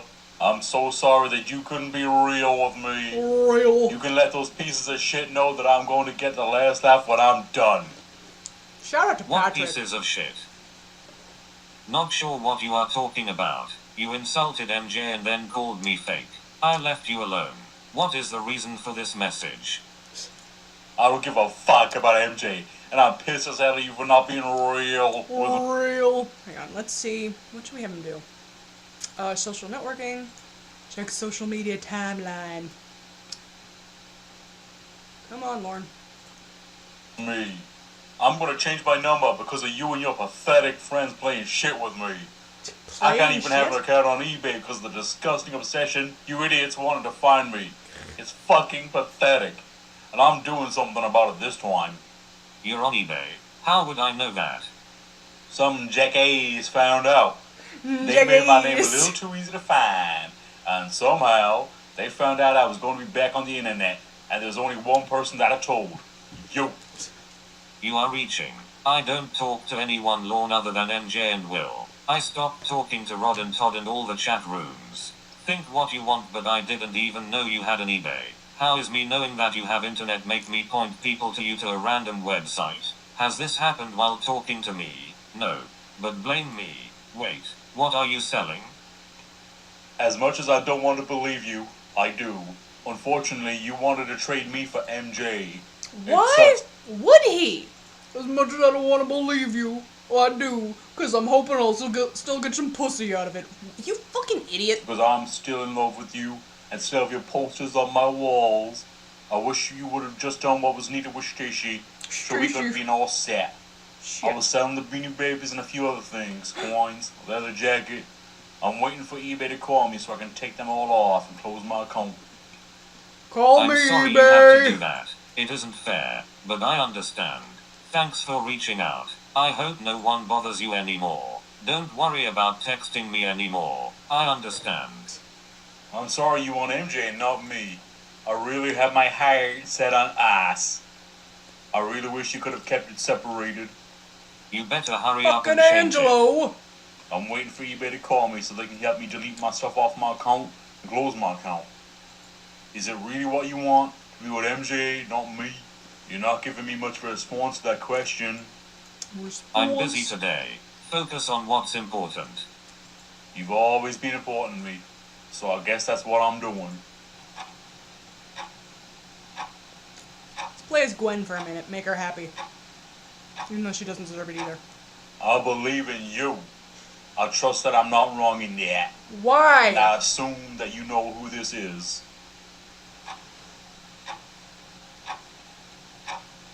I thought you might leave me a message, but apparently you were busy. So when did this eBay thing happen? How did you find out these people tricked you? Was it after the fact? The last few days, Stacy told me, and it was during that bullshit. How did she know?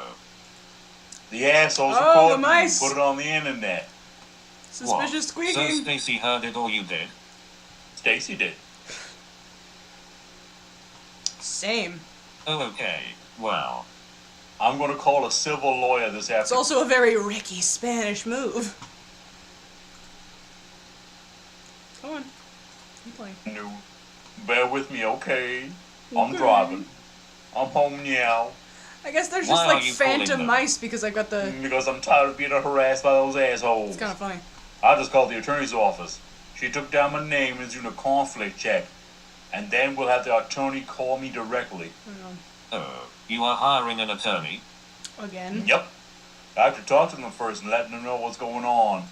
Then find out how much they charge. Then come up with the money. Bah, it's going to happen. What are you going to go after them with charge-wise? Harassment will be one, maybe stalking another. Don't know yet. We'll have to talk to the lawyer first to see what they say. What are you doing today? MJ and I are having a spa day. You? Panning for gold. Neat. I might have a job. Apparently you spent a lot of time with the bitch you cheated on me with, so I'll leave you alone. I never cheated on you. Are you and her an item now? You... I mentioned this in somebody's stream, I don't remember. It's actually, it cracks me up every time I see you in a stream, Ricky Spanish. One of my best friends in high school, like, one of our running, like, streams for inside jokes was American Dad. And all throughout high school, he called me Laura Vanderbooben, because I've always had, like, really big boobs. There's a possibility that I'm going down to Florida to visit him and his husband for Halloween this year, and if I go, we're all going to a Halloween party as different Roger personas, and if we get to go, I'm going as Laura Vanderboob and he's going as Jeannie Gold Wedding Planner, and we're not sure what his husband's gonna be yet, like, that's the only one we haven't, like, fully decided on yet, so every time I see your name, I just laugh and go Ricky Spanish to myself. You remember back when you first went there and told me that you two were just friends? Have you ever heard that song titled, You Left Me Just When I Needed You Most? I still love you. No, see, I'm going to why? sleep. That's so In weird. your name.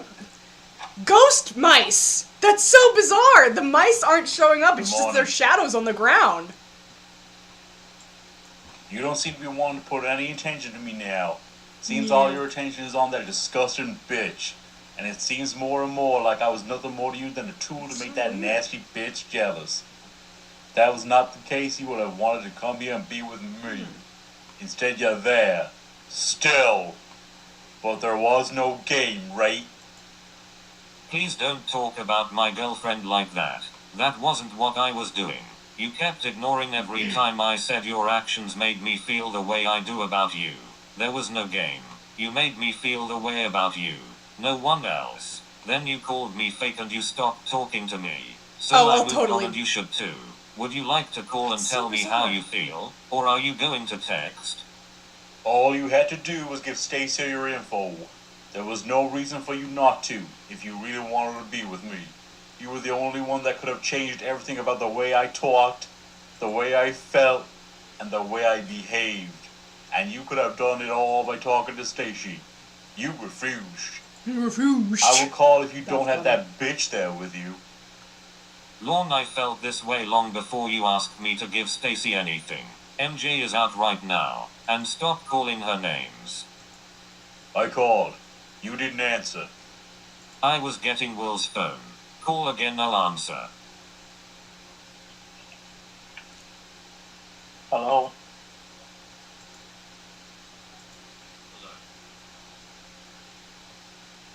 Sound far away. Hello. Hey, Better. better. Jamie, don't tell me not to call her names. She calls me names all the time. We don't like each other, and that's the way it's always been.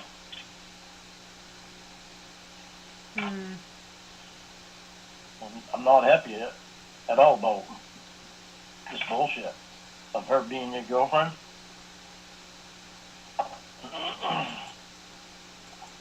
That's just fucked up. Ah, shit. Stacy's calling me. God damn it. Shit. Let me call you back. Ugh. Okay.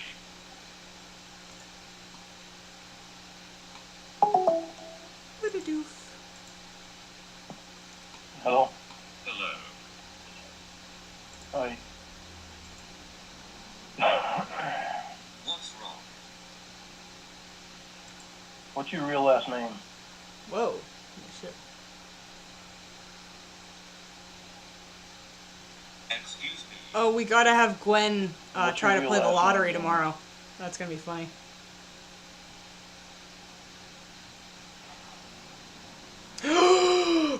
yes! I forgot. Oh my god. Okay, wait. Next week, in the Sims calendar, I mean, for some reason there's a prom every week, but there's gonna be a fucking prom. We have to have Lorne do a promposal and get shut down. That's gonna be fucking hysterical. Yes. Hang on. We were talking about. I told Stacy what your name was. She ran the records. Oh, and there's a career day. There's room for you not to want to talk to her if you really wanted to be with me. Oh god.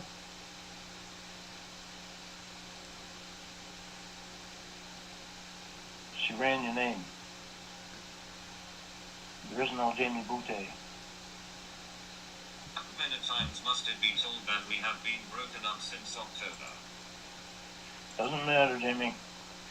It's just telling me that you lied to me about a lot. Get out of the fucking tub, Lorne. Quit jacking off. The whole time I thought you were being honest with me. I told you Of not course to he's do eating that. some fucking blueberry pie. Slob.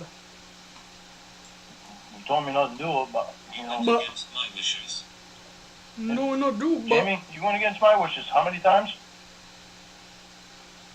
0. Really? Seriously? Yes. No, Jamie. Many times. Gwen, go admire yourself in your vanity. Yeah, anyway. So With what's the your real long, last name? dried roses from Dale, who doesn't exist in this playthrough.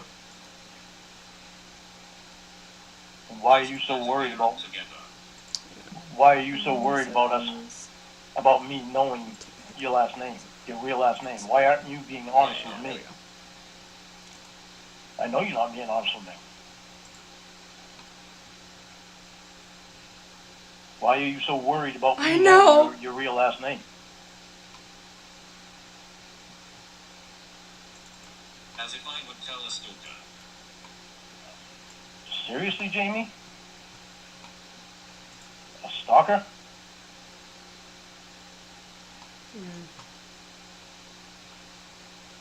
That's seriously what you're saying? Oh, there was another ghost mouse in there. For some reason they're not actually showing the mice. Well, it doesn't fit on this part.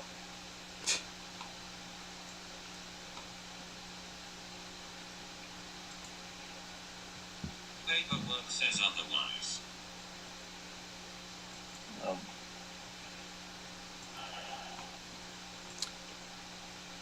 why is it that you've been dishonest with me this whole time? Why were you? Jamie, you know my real last name. There isn't anything that I hid from you. No? When I did lie, it was about small...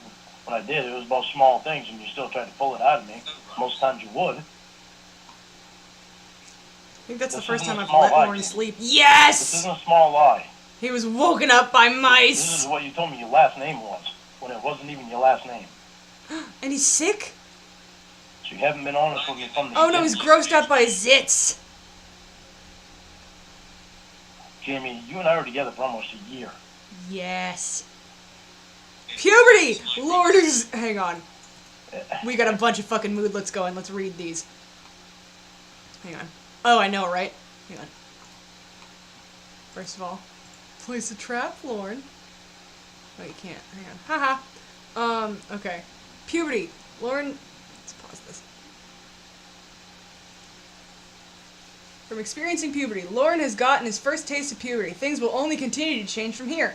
Lorne can try to maintain the puberty changes with shaving to avoid out-of-control body hair, skin care, and a skincare routine might mitigate the inevitable acne.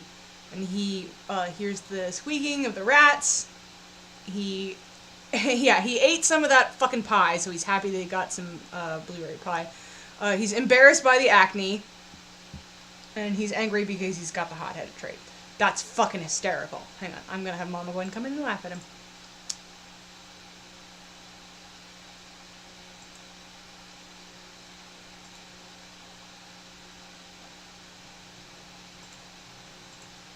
Mock acne.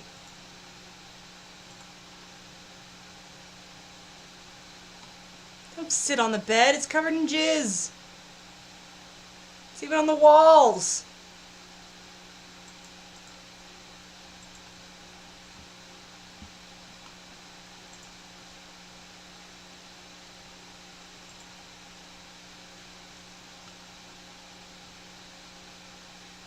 Anyway. Protect your privacy, Jamie? What you do not understand about you and I were together for almost a year.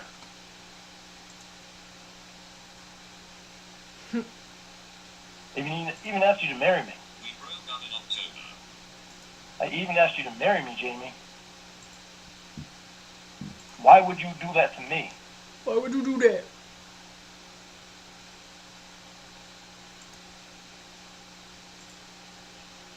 I'm gonna make him cry in bed.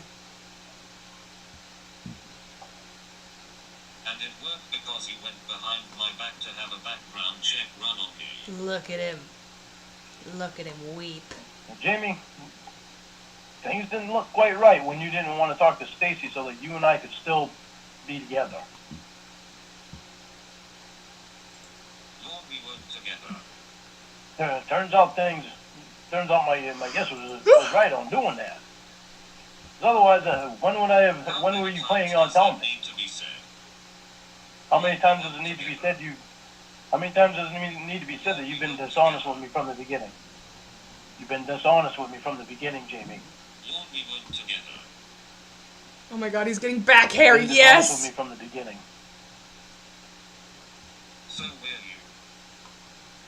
you. You lied to me from the beginning. So did you. Oh yeah, you can do that, Ricky Spanish. I'm gonna have him do it. Hang on. The lies that I told Jamie was Hide not from my last everyone, name. Lorne. Do it, bitch. And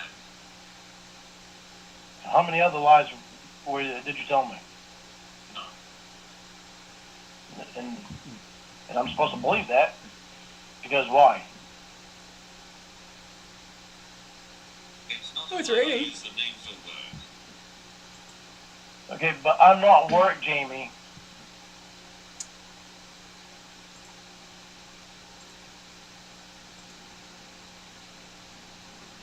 Why would you do that? Did you fall in love with me or my last name? With you, Jamie, but that's beside the point. What the point is that you lied to me. Ew, we got a message from a About your last girl! name. No, Lorne, fuck it up! About your last name, Jamie. Like I said, it worked by giving my stage name because now I don't have your probation running my information when I didn't give them permission.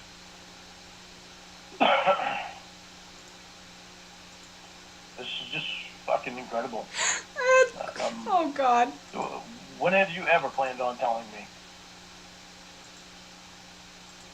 You wanted us to be real, but you couldn't tell me your real name. You wanted me to not question anything that you... Invasion in privacy and a complete break in trust. You wanted me Yes. to trust you without Good, question, excellent. and you wouldn't even give me your real last name.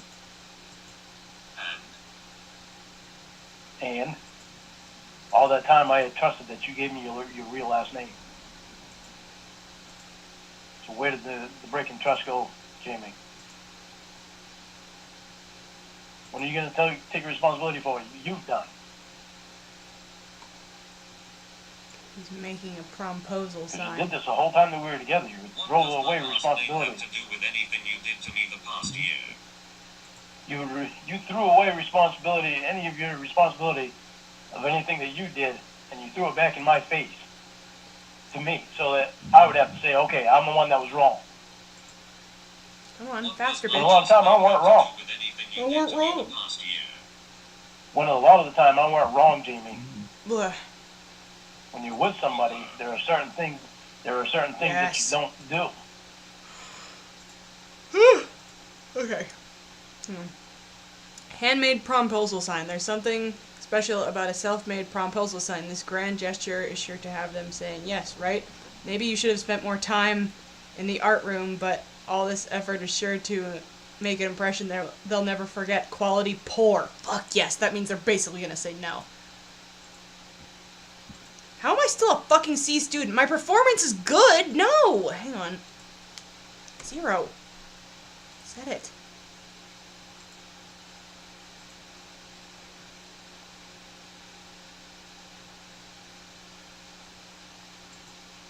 Anyway. And that's not something that you should be new to you. Did you break up with me in October? Yeah, I did. I tried to get us back together, but you know what? Guess what? You said no because of the fact that you're down there. Because of the fact that you're down there with MJ. Then none of this matters. It matters, Jamie, because you lied to me. The whole time. Her name is Maggie Show. Correct yourself. Her name is fucking MJ to me. Her name is Maggie bitch to Show. me. Correct yourself.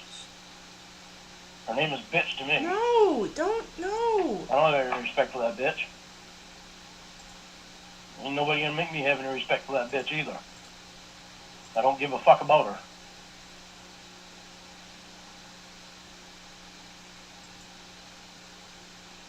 Don't talk about my girlfriend like that. Well, your girlfriend's a stupid bitch. Oh my god. I just realized the girl that he screamed at, the first girl I had him talk to, her name is fucking Molly.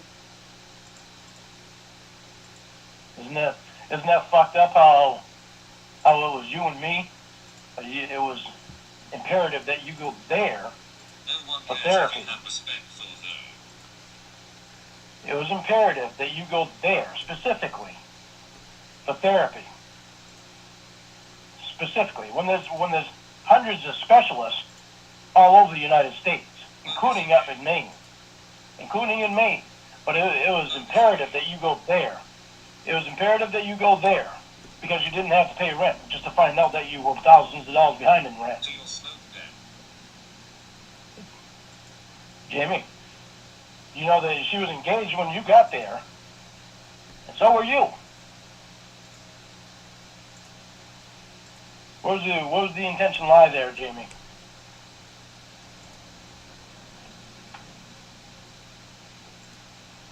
To your dilapidated smoke den.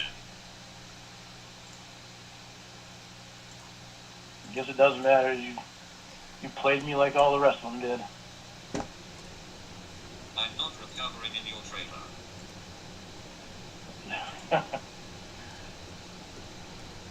Doesn't matter, Jamie. You played me like the rest of them. Fucking loser. Look at him. When I just told Stacy that you were the only one that You created When I this just- someone else. when I just told Stacy on the phone that you were the only one that I felt had been honest with me. Well, that's because you're an idiot, Lorne. Think what I want, Jamie. It's not what I want to think. It's what actually happened. No, it isn't. Really? So again, You what went- do you want? Jamie, you went to your ex's house to recover for therapy, and your ex that was quote unquote just a friend. That's what you said, just a friend. Yeah, just a friend. You brought an ex with you that you can't seem to get the fuck off your hip. She was a friend. What's your point? You brought an ex with you. You went to an ex's house. She was engaged. You were engaged. You weren't even honest to your fiance about your last name. You wound up supposedly thinking that you were pregnant with his baby. And all of a sudden, she's not together, Ew. and things aren't looking good for us. Well, it has nothing to do with this. Jamie, I've never seen somebody carry an ex around with them like you. No, you carried an ex with you. You went to you carried your ex to an ex's house. When are you gonna let go of your exes? He's a friend. Keep saying it though. Hey, guess who else was just a friend? That bitch. just a friend. How's Gwen eating? My girlfriend doesn't worry about Bill. Jamie, your girlfriend don't fucking worry about anyone because she don't give a fuck about anybody. Including you. She don't give a fuck about you. She throws up a good fucking front though. She was with her ex-fiance. She was with her ex-fiance since she was 19 years old, and she just kicked his ass out and fucking threw you into her bed. Yeah, Yes. She gave a lot about him. When she was engaged to him, She loves me. they've been together since they were 19. Here it is again. Gwen is feeling shades of Schadenfreude. Hang on. From a bitter sentiment towards someone feeling bad, it can feel a little gratifying to see someone suffering depending on the someone. Because Lorne is unhappy. She is getting a fucking happy moodlet booster. It's too good. Like, what the fuck? This is magical.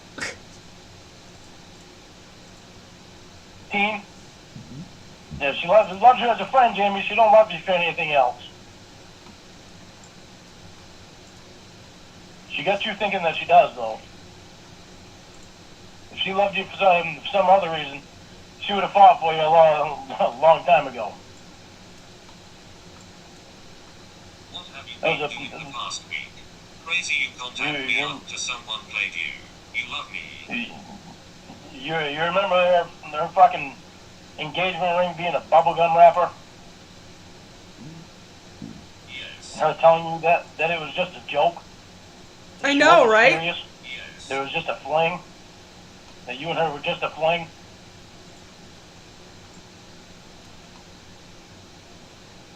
You remember her telling you that? We were high. What do you think you are now?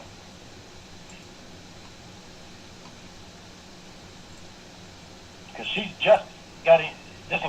Alright, it's funny that I put mice in his room, but if he's gonna wake up every 2 seconds, it's gonna, like, really hinder the gameplay, so unfortunately I'm gonna delete them from his room specifically. I'm just gonna, like, fucking delete it. But... Engaged to him. What do you really think you are right now? So are you just trying to hurt my feelings? No, I'm trying to give you a dose of reality. She's the love of my life. If she's the love of your life, then you've known why you're going there the whole time that you and I were together. Incorrect. No, that's not incorrect.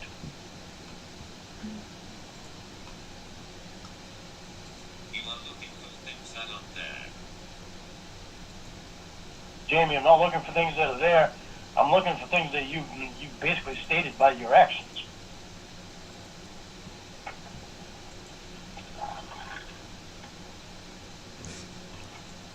And I'm the only one that's done anything wrong, right? You forget how you treated me and how you broke up with me. Your actions. You ignore and dodge them constantly. Jamie, I don't ignore the things that are gonna hurt me.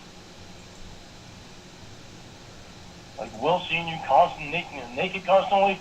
Hey, get fucking Why are you real. blaming everyone but yourself? Will seeing you naked constantly. Get fucking real, Jamie. For real. When you get a boyfriend, you don't let another fucking guy see you naked all the time. I'm a porn star. Doesn't matter if you're a porn star or not. Still not something that you do. Huh? We're gonna have Gwen buy a lottery ticket. How funny would it be? I've never had a sim actually win if I have them, like, use the lottery thing. It'd be really fucking funny. Jamie, if they it's finally not science. Thousands of people see me naked daily.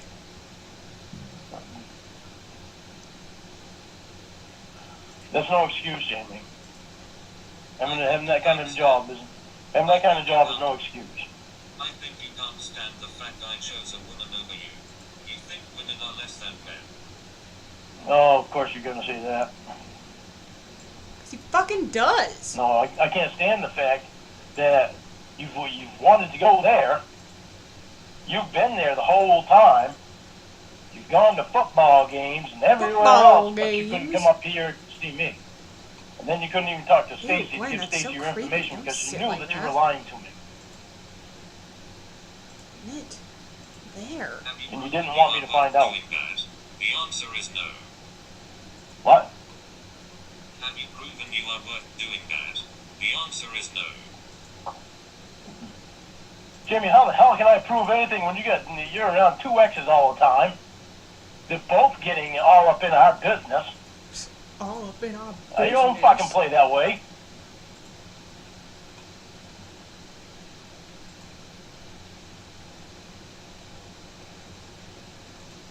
You can't even treat me right for a month and you want me to rush to see you. Really? Right? Jamie, I can treat you right, but the problem is that you don't want to be honest with me. The problem is you don't want to be honest with me. Oh, my back. Okay, these are after-school activities Lauren could join. I just want to see what they are. We could make him a cheerleader. No, I didn't. Apparently some of it was justified. Okay, No, I let's don't know not what's have true him with and the what's little not. kids. Then why did you expect any of that to happen? Now I don't know what's true and what's not, Jamie. We could make him a babysitter, or a barista, or a fast food employee, or a lifeguard, or a manual laborer, or a That really retail sucks. employee, or a influencer. It's just an influencer, or a video game streamer, which we know he would never do. Just keep ignoring the point. I'm obviously What's not the actually angle? gonna make him do any of that, Ignore but your actions and put it all on your victim. I'm a victim. Jimmy, how are you a victim?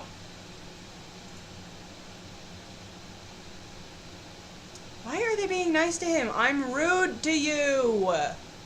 Because I get pissed off about somebody seeing you naked all the time? Because I get pissed off about Mental and emotion abuse. MJ sticking her face in our business? Mental and emotion abuse. Day in and day out for Because I get pissed off about you going back and telling them everything about me? I mean, I could. But then he'd earn money, and I want him to stay a poor. victim of your mistreatment. Seriously, Jamie? Yes. Yeah, right. I'm gonna send him alone this time. You'll never Oh, wait, So I'm no. not Well, so I'm not a victim of your mistreatment. Right? didn't say that. not a prom day, right? Okay, yeah, no. It's not. And Oh, hang on. Work. I didn't hear you say it either. Slack off. Why would I? Well, of course, why would you take responsibility? Gwen's gonna sit home and knit. Have you yet? I have. We can make her get a job. When? Even when it happened and you confronted me with it, I still said you were right. I apologize for my actions. Oh, shut the I fuck tried up, Lauren. changing, but I couldn't change enough for you, Jamie, because you just wanted to keep picking and picking and picking So then until Biggin' and biggin' and biggin'. until Will and Maggie Joe, or Will and MJ, Will and the bitch, So creepy. till they approved. So then why are you blaming other things than your actions, if you did? We could make Mama Gwen a detective. Jamie, I'm trying to get it out of you why you lied to me from the beginning. And how many other things you lied to me about.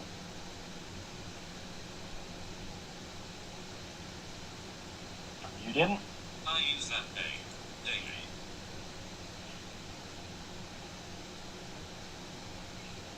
You never told me that was your stage name. You told me that was your real name. You did. Because we were together for a year, almost a year, Jamie. You just handed it over to someone. Yeah, I had every right to and every reason to. No, you didn't. Yeah, I did.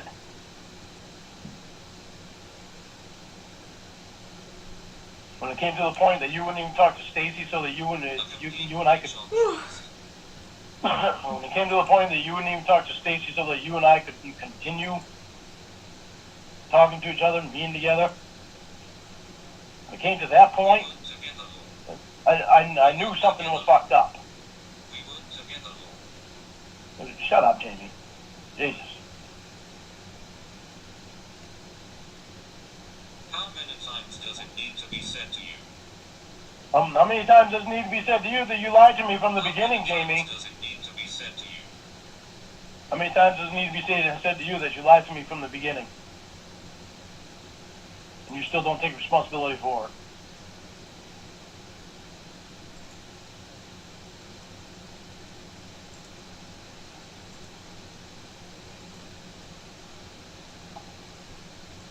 How would you ever expect us to have an honest relationship when you weren't honest with me? We weren't together. Do you understand that? Right? How could you ever expect us to have an honest relationship when you weren't honest with me from the beginning? You wouldn't talk to Stacy so we could continue to be together. We weren't together. Do you understand that? Jamie, knock your bullshit off.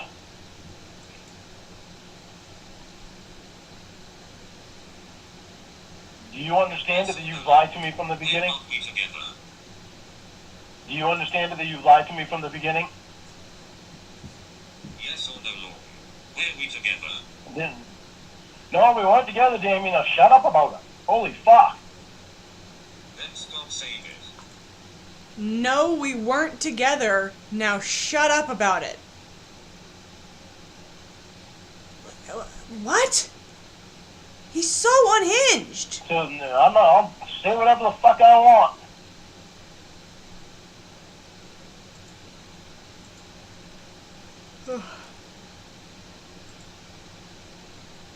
And that means I didn't need to talk to Stacy because we weren't together. Jamie, it's very obvious that you didn't want to be with me from the beginning because you were dishonest with me from the beginning. Incorrect. So when it came time to talk to Stacy To anyway, make Gwen you take a didn't want to selfie. because you didn't want me to find out the truth. And you knew that you'd be lying to the federal government. And I hadn't even told Stacy. I hadn't even told Stacy your name. I hadn't even told Stacy your name right up till just recently, because out of respect for you.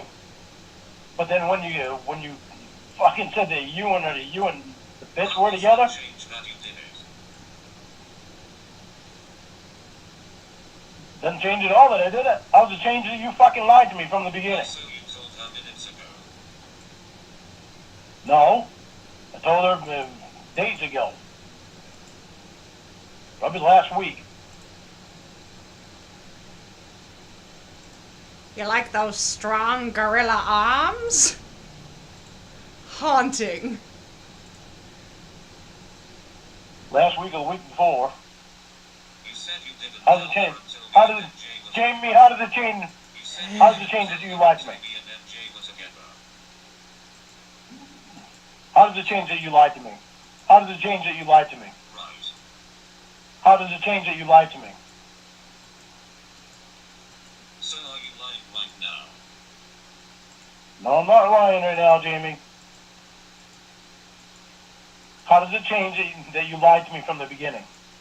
Okay, you said you didn't tell her until me and MJ were Well, together. here you go again. Here you go again. You just want to get answers out of me, but you don't want to answer anything that I ask you. Same old shit, Jamie. You're not changing. You got busted, that's why liar. I didn't get busted. Now, how dare you call me a liar when you've been lying to me from the beginning? You said you didn't tell her until me and MJ were together, correct? Whatever, Jamie. Stop trying to be fucking technical, me. What the hell's the matter with you? You're trying to dodge responsibility of lying to me. Why can't you own it, liar? Why can't you own it, Jamie? You lied to me from the beginning. I didn't. What was the reason behind that? What was the purpose? What did you get out of that? Okay. Since Lorne is so creepy about his own fucking mother, we're gonna put these weird fucking selfies I had Gwen take on his wall.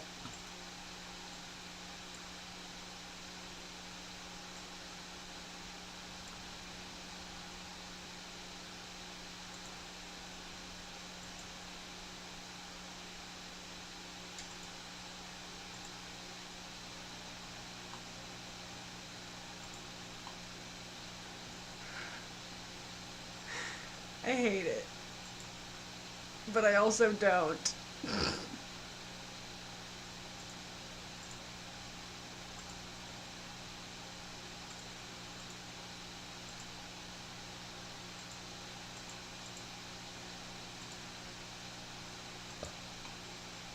Ew. Okay, anyway. I use that name. Stalker. And you know what's worse is you drug well into your lie. I didn't. Yeah, you did. Then I didn't. He was the one that told me what your last name was.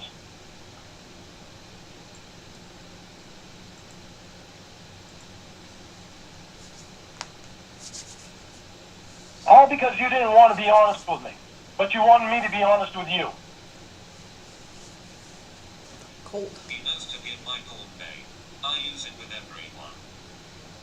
You should have straightened that out, Jamie. Should have straightened that out when you didn't gotta want me to come have your terms that name. You're not right about everything. He loves to say that to people. He screamed that at Debbie in a call before, too. You're not right about everything. No one has ever insisted that to you. But he screams, "Hi, Beans!" Oh my god, we're gonna get a cameo from the lady. Hi. Oh, hey, baby. Mwah. But, please don't get on the table. Not when there's so much crap on it. But, like, he screamed, "You're not right on everything." Nobody's ever said that. You're just incorrect about the topic at hand so hard that they wind up being right. Like, it's not that they're insisting, you just happen to be that incorrect. This is Beans. I consider it. Where are you sleeping? I consider it my name, so I don't feel I like move on. So Move on because you lied to. because you were mad. How much you're Move on because you lied to the guy that you were engaged to about what your real name was. Let's have Gwen go somewhere. Oh, let's have her eat first. Move on because you lied to the guy that you were engaged to because you didn't want to give your real name. Well, you did lie. Whether you felt like you lied or not, you did. Said Lorne. You're just trying to blow off responsibility again. Says Lorne, who thinks that if he gets caught in a lie and eventually admits it, then it means that he never lied. As long as he goes, "Yeah, I lied to you and I'm being honest about it." I want to hit him in the fucking face with a brick. Seconds ago. No, Jamie, I just couldn't remember exactly when it was I told her. Your breath stinks, baby. Not like I keep a record of it.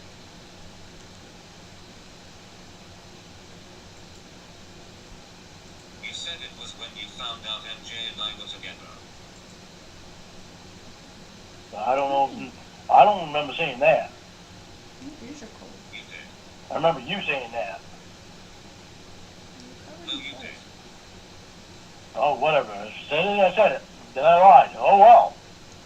There you go, Jamie. I took responsibility for my lie. How about you? You didn't. You just admitted that it happened. That's not taking responsibility for a lie. That's admitting that you That's my lied. answer. They're not the I difference. lied over. That's not the same. You lied a while, but the problem is that you lied for a year. Let's have Mama Gwen go harass some celebrities or But I something. owned it Lorne just like you. You owned it, but when? After the fact. Okay then. After the fact that I already found out.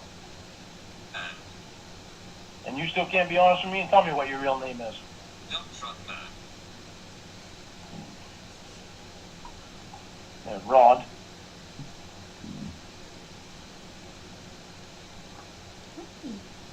What about Rob? Bottom. You don't want to want to fuck him. I know in his dumb fucking abandoned graveyard of a mouth that was supposed to be what about him, but it sounded like he just went bottom.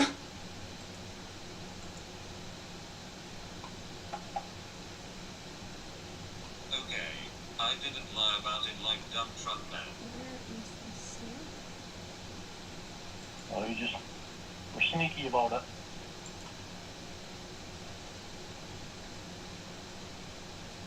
Where the fuck is the celebrity? Who are you? Are you a celebrity? Why is it not giving me anybody's name? Agnes Crumplebottom. I'm gonna be friends with you.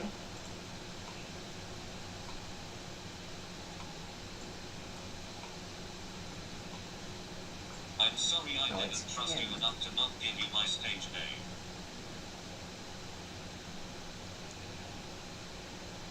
You should have, Jim. Really should have trusted me with the law.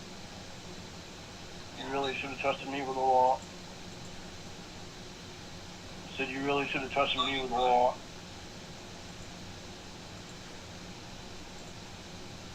Doesn't matter. Hello.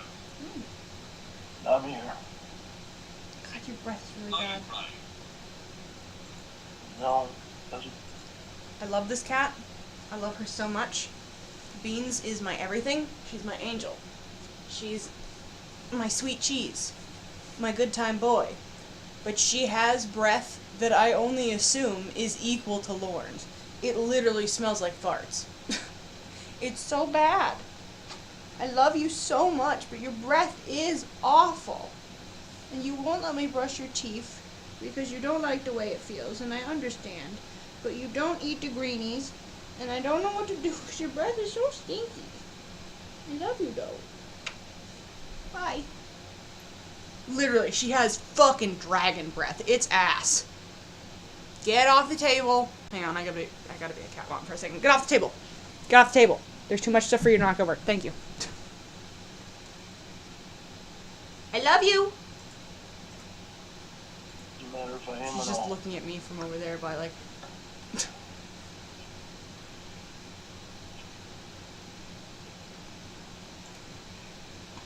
Ah, Gwen. Oh, she's bothering a celebrity.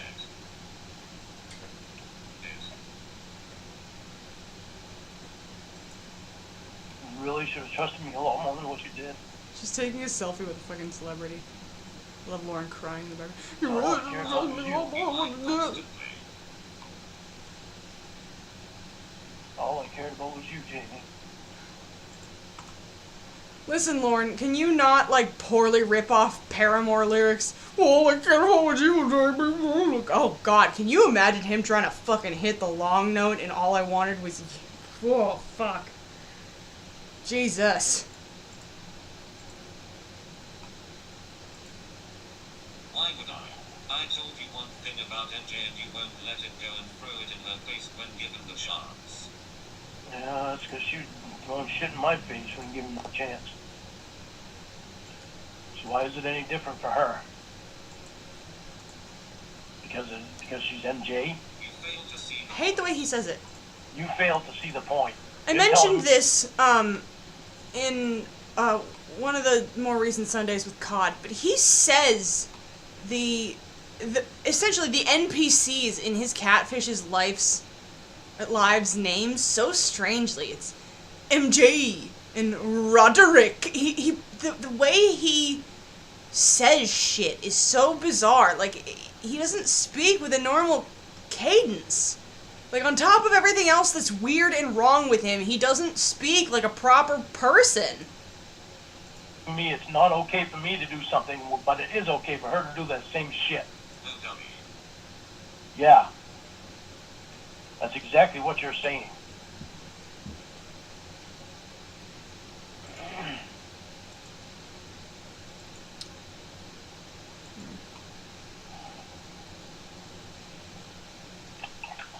because you can't be trusted, that's the point. Jamie, you could have trusted me more than anybody.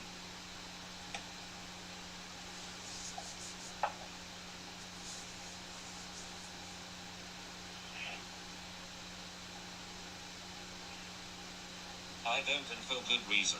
You proved it over and over. But you can trust that bitch? You seriously think that you can trust her? When this call ends, I'm probably gonna call it a night. 'Cause it's already 2:35 in the morning here. And I'm tired. But I can't, I don't understand. I've never been in a situation where I have, cause I've had abusive exes, but I've never been in a situation where I've left them and been in a new relationship and they've called me up, like, telling me what a piece of shit my new partner was, thinking it would win me back. I don't understand that. Like, calling MJ a bitch and all this. Oh, fuck you. I'm gonna be happy. Now that it's in your head with what I... Trust in you, let alone believe that I should. Now that's in your head with what I told you about the fling that was before, how they've been together since they were 19, do you really think that he's out of her life? Really? And then it's just you? And you try to cheat when you think no one is looking. Jamie, I haven't talked to her since that time. I don't care to either. She's a fucking loser. Like when you said you wouldn't give Stacy my name without permission. Well, Jamie, apparently I had good reason to. I never would have known. You never would have told me. And something was very fucked up that you didn't want to tell her, so that you and I could continue. What? We weren't together. This has been really fun, though. Knock it off, Jamie. Stop saying so we could continue. I'm really annoyed that fucking Streamlabs fucked me over like that. Like, I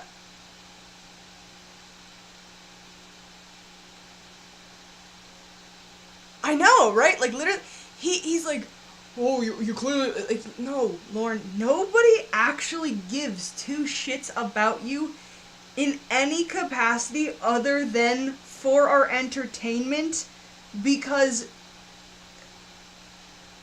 like, I can't, I don't understand him, man. Like, I really don't. I mean, I know he's, like, a narcissist and all this shit is wrong with him and X, Y, and Z, but, like, I couldn't,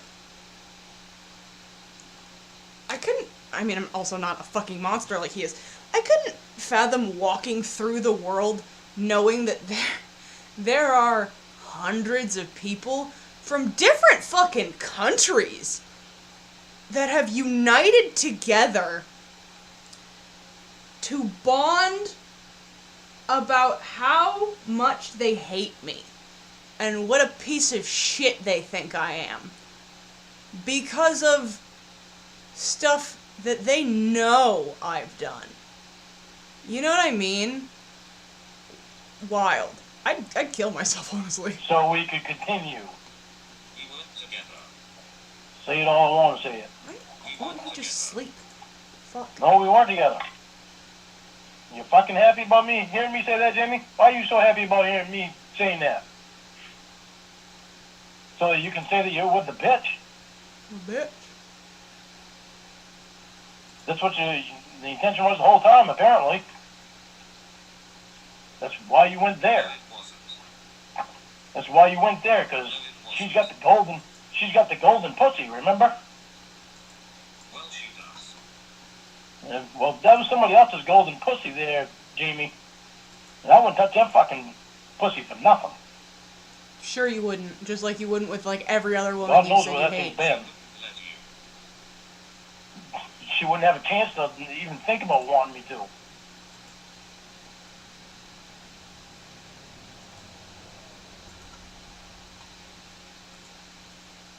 Oh, look!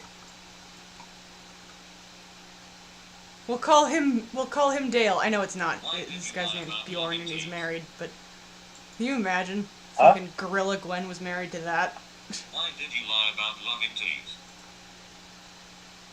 About what?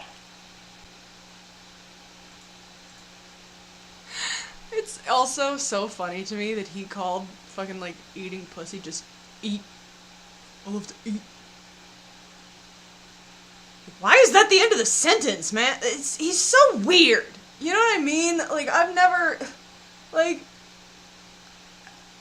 it doesn't make any, like, I don't get it. Like, because I'm bi, I've never said to a chick, yeah, I'd really love to eat ya. Ah! It's creepy! Like, it's the creepiest fucking thing. Everything that comes out, every syllable that manages to fucking somersault its way between his teeth is the creepiest thing that could have escaped. I don't get it. Loving to eat. Oh, God, my neck. About loving to eat? I didn't lie about that. Oh, God. I didn't Yeah. lie about... I don't mean shit to you. Literally, when he calls us a hate group, like, no, Lorne. The KKK is a hate group. The Westboro Baptist Church is a hate group. We are essentially an awareness group for one particular monster, and then a bunch of other ones that fall off the same tree. Like, you... I can't fathom the gall. Like,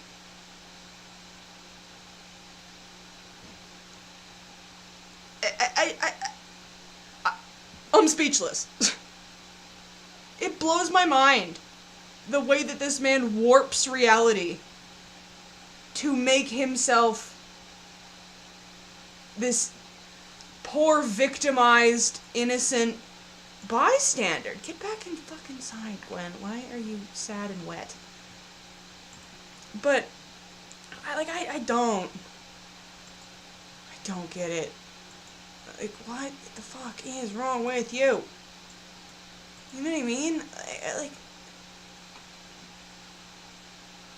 I am genuinely perplexed by that. He's just such a fucking idiot. that. What does that have to do with anything? Yes, you did. What does that have to do with anything?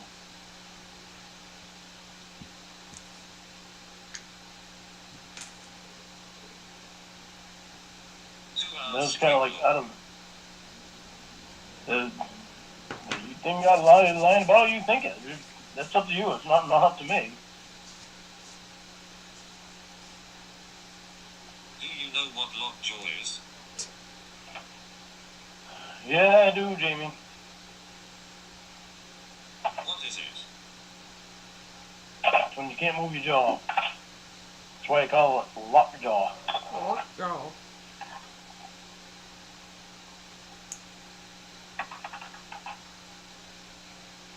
Right, exactly. Why do you love to eat? Like, we distracted you. It Sorry. doesn't matter.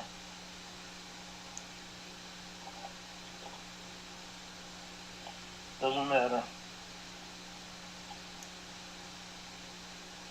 I'm just proving you lied continuously.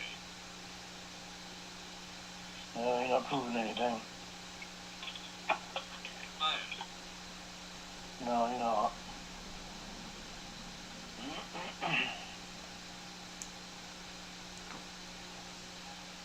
You don't mean what is proof.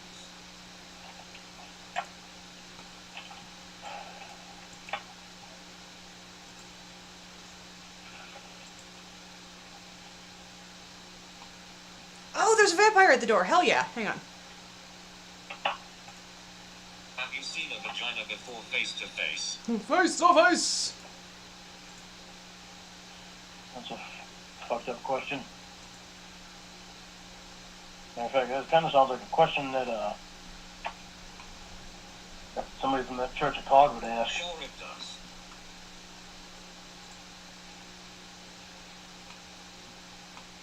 I'll give you a little clue. You This will be ever ask me Dale. fucked up questions like that? I'll hang up on you. So I'm fake again. Well, Hey, why don't you That's come in fucked up and questions feast on like my that, son Lorne? He's a piece of shit. It smells in here. Maybe eat him and kill him. Hi. Then why did you call? You said you gave Stacy my name weeks ago. So why did you contact me? Go ahead and go to sleep. I gotta go. Wow. Lorne, wake the fuck up. You're gonna sleep through nothing. Ha. Hello?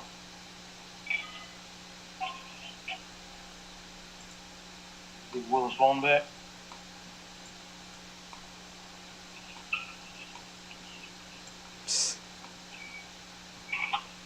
Lorne is actively sassing a vampire right now. Because he's a fucking moron. Covered in zits! I'm not one to talk, but... I had to go to the bathroom. That's why I had to go. You go bathroom. It's not 2 a.m. yet. Well, I'm gonna be on the phone with you and go to the bathroom too. Suddenly he's got a problem with that.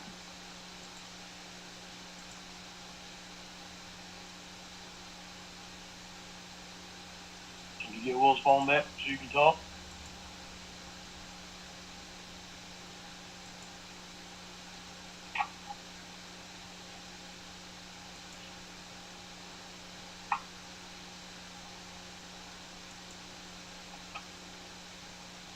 I don't know if it's yes or no or what.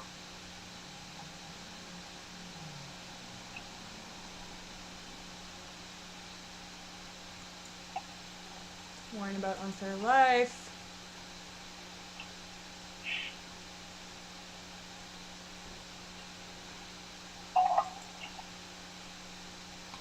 Goddamn shower, you creep. Quit taking baths. Can you get Will's phone back?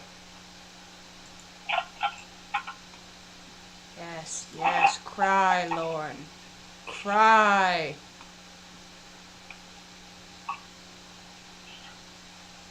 Even the vampires don't want to bite you. Because I had Gwen invite him in. They just show up in The Sims. They, like, come to the door in the middle of the night. There's werewolves, too. I mean, I have them. Yeah.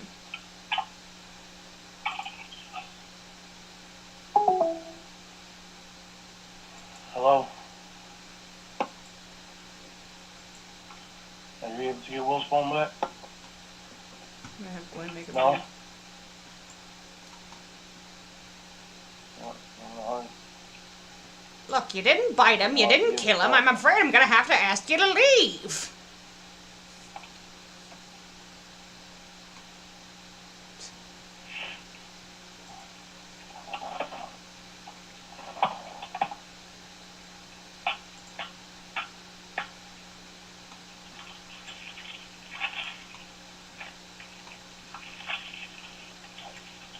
Might have a job. Might have a job. I did nothing, Oh. so maybe I have a job. Driving truck. The duck.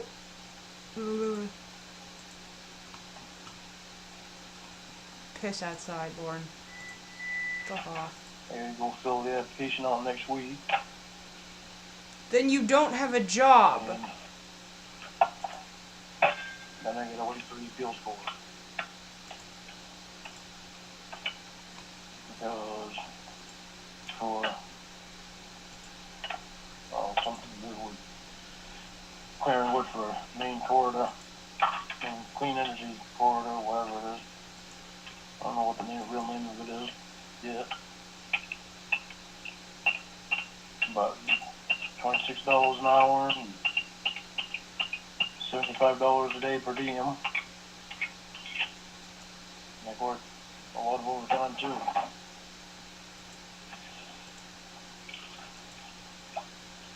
So I gotta find out. I gotta fill the application out. The guy told me that when I go to fill it out, give him a call so he can go with me. That way he'll be there and make it easier. Ah, Lorne fell in the mud. Some people Ah, that was funny. I'm trying to all good. There you go, Jeffrey. Come on, pretty girl, want some supper? Come on, come get your supper. He's hiding. People started a petition because they don't want the Queen Energy Corridor happening, because they don't want to run it through that town. It's actually running down the power line. So it's not running through the town. It's just running through the power line. Power line, power line, power line, power line. God. They signed enough petitions to hold it up for them until the appeals court makes a decision on it. I think a decision can be made any time, but the guy told me not to go until next week to fill out the application. I'll give him a call when they do. So hopefully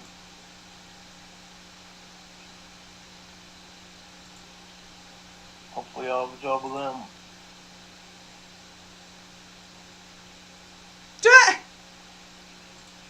Not sure into my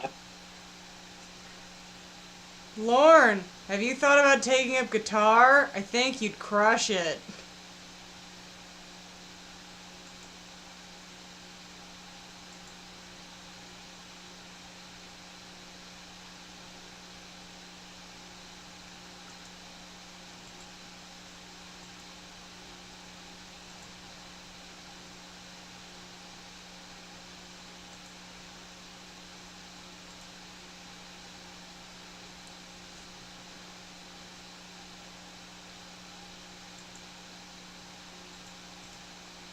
taxes for me today. I'll be getting them back soon, so I don't I'm have gonna to go pay over to some bills. you on Monday. I just realized this is the only light switch I put in the whole house.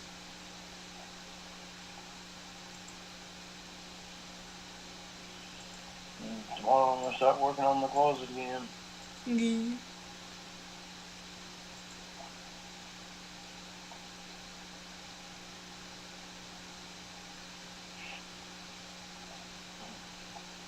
I think I can get a marble desktop for her too. The guy I know has a bunch of marble. He gave me one piece to go in that red stand, but it's too big, so it's already shaped like it's a cutting board, so I'm just gonna use that for a cutting board and get a different piece. Put it in so it match the other one.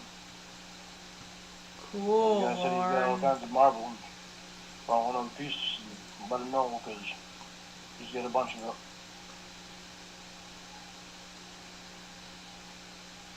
So I thought maybe I'll put a marble desktop in there.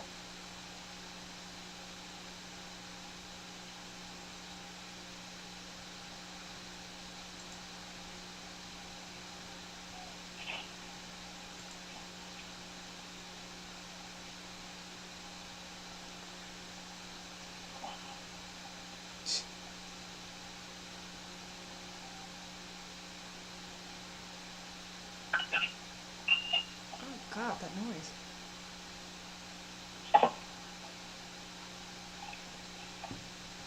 Ah.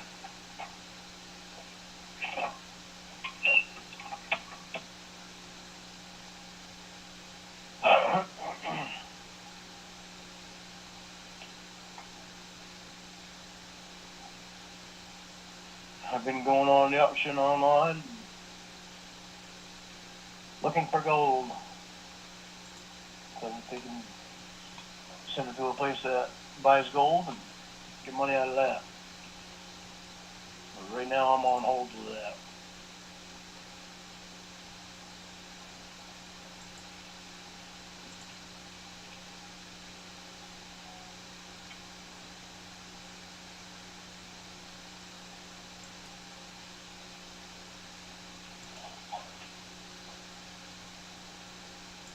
Sucks, but Sucks butt. Was that good for you, little girl? Ugh. Was that good? Did you want a biscuit? Want to try yourself a biscuit? Lorne. Doofy, you want to try yourself a biscuit? There you go, my big handsome Doofy baby, my silly pretty little girl. You're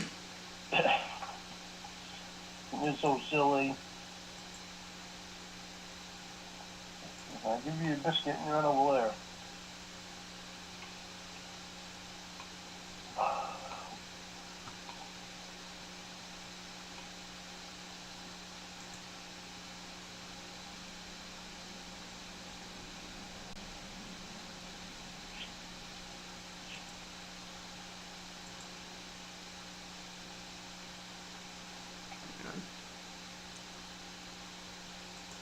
Claim to be prom royalty.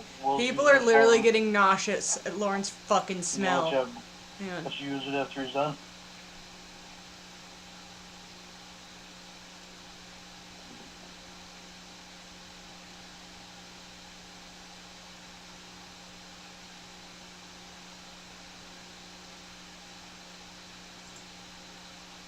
There's 3 knocks, so I don't know if that was...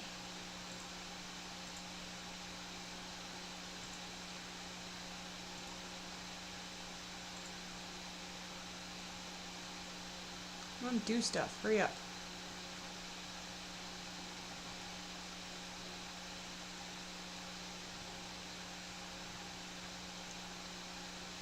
Really? Fuck you.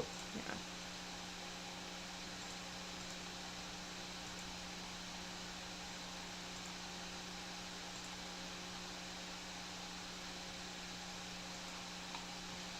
Okay, we're stuck in a fucking nothing loop. I gotta... Just 3 knocks means maybe. Okay. Go there.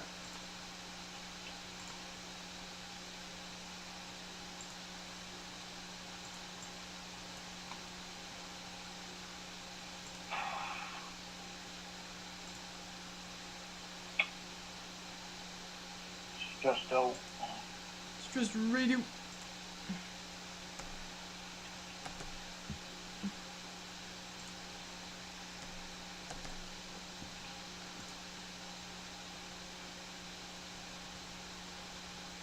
I need that job. Oops.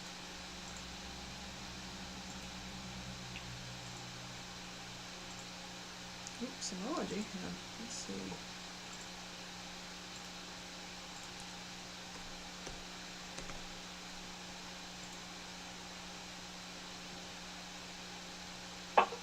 Sophie, it's enough. Yeah, Doofy, that is enough. What, little girl, you want another biscuit? I know! Gee, Lorne has an There you awful go, my reputation. poor What a little girl. surprise!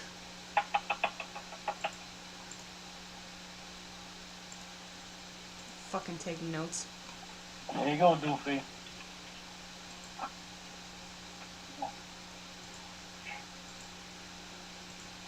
Did you see the picture of the thermometer I sent you this morning? It's supposed to be down really cold tonight, you know, well, actually for the rest of the week. We've got the electric heat on the chicken house.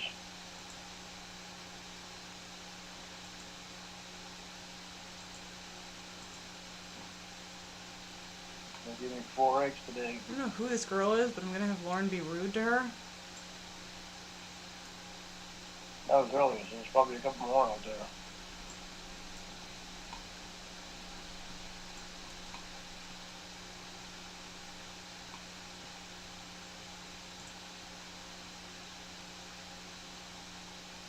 What class is still fucking happening? He's like getting up. Don't be flirty. What? Why are you flirty?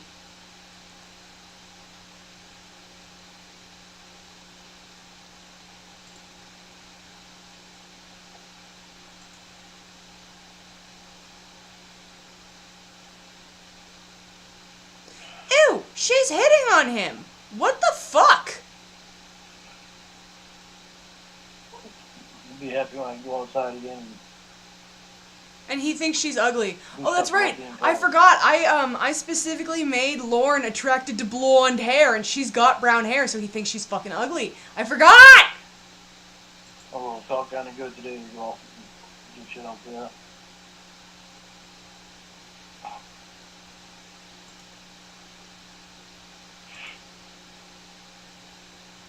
Luna, you fucking I weirdo. bought a Pablo Picasso painting. Well, it's not a painting, it's actually a drawing. Rory. Got that from the auction. It's supposed to be on its way here.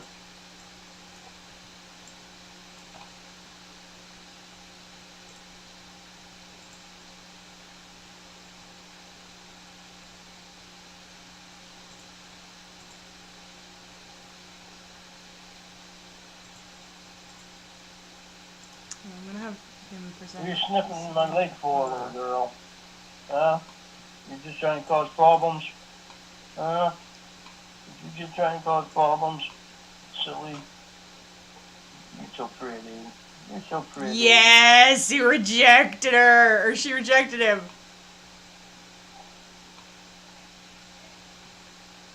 Okay, it's fucking one down. Now, No idea how long it will wrong. Oh, be. Yeah.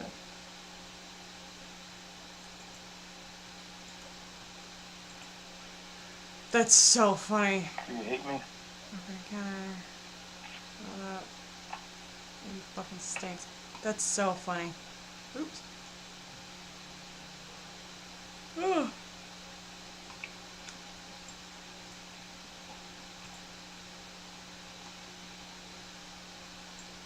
Got a maybe? No.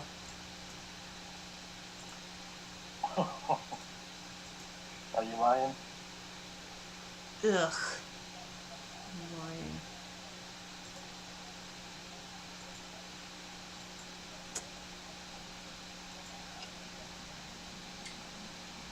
No. I'll hit you one up. I can hear you now. Filthy baby. Filthy baby. Lorne is spreading lies about sex.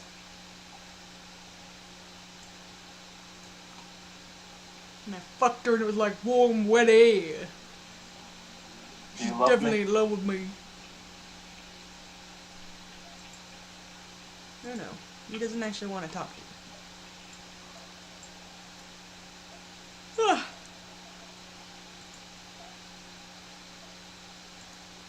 Mm. Headset keeps going all on me. Alright. Hold on, I gotta shake it. Alright. Should be alright now.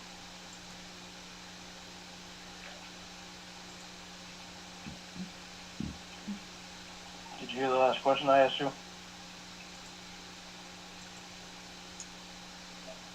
Okay. Just no answer, huh? God, he's such a fucking creep. Silly girl. Ugh. You're silly. You're silly. Not getting any more. Not getting any more. You'll wind up being a fat girl. Nope, no more. Okay. First of all, Lorne, why are you worried about your malnourished dogs becoming overweight? Second of all, this is kind of stupid, but it was very funny, because at the time, I hadn't, lost the weight that I've lost now. I've lost 150 pounds? I don't remember how much weight I've lost at this point. I've lost a lot of weight. At one point I was 100. At one point I was 350 some pounds, and I am 193, according to the other day. I've lost a lot of weight. But before I was at a grocery store that's relatively local area it's Wegmans. I'm sure there's an equivalent. But they have like a, you know, like a hot, sorry, like hot food, like wings and stuff like that, that you can like put in like a box and buy, and they've got pizza and sushi and stuff like that near like their deli and whatever. And I was there with my friend, and I was the one who was paying for us to get food. And I had gotten myself sushi, and she wanted something from the hot food bar. I don't remember what. And I was like, "That's all you're getting?" And she was like, "Well, will you grab me like some chicken tenders or something?" And I was like, "Okay, just one. I'm not raising a fat girl." And there was a woman there with like her maybe 13-year-old daughter, and she looked up because it was like I was actually like kind of good on the mom for like hearing that and looking up like, "What the fuck did you just say?" And she saw these like two like 24-year-olds. This was a few years ago now, like 24-year-olds. And she just looked so confused, and it was very funny. And me and my friend still say that to each other, just like, "I'm not raising a fat girl," and I hate that Lorne made me think of that.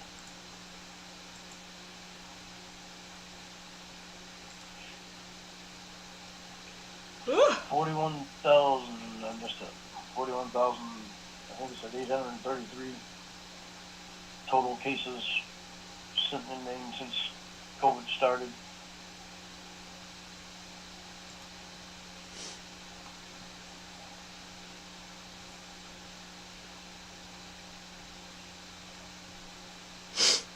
Ah. I just teleported.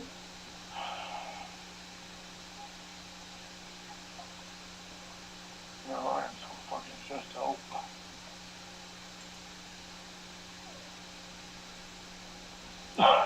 And then got back in the chair he was teleported to, okay.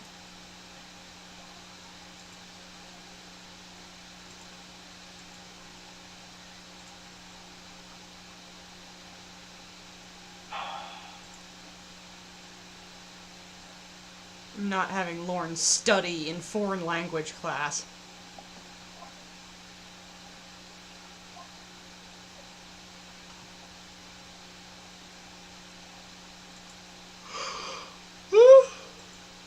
I don't know if that's you or if it's Will. You? Are you asking me why I'm stressed out?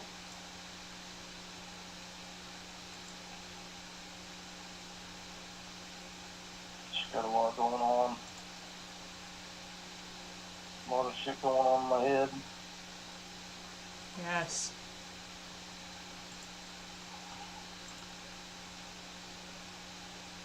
I miss you. Miss you. I miss us. God, shut up. Miss you. Miss us.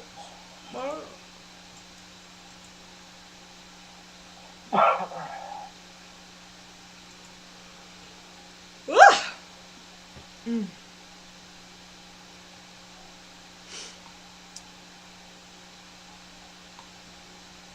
Okay. I'm gonna have Lorne go home, and then I am going to... You're not getting any more, little girl. Not getting any more. Go lay down and be Oh good. shit, there's a fight going on. Doofy, you're not getting anything either. Come on. Come over here and lay down and be good. But, Doofy, stop that. I'm gonna end the stream by showing off the catfish sims and call it a night, because it's 3:10 and I'm very tired. Fucking crap with the internet. Really. Ah,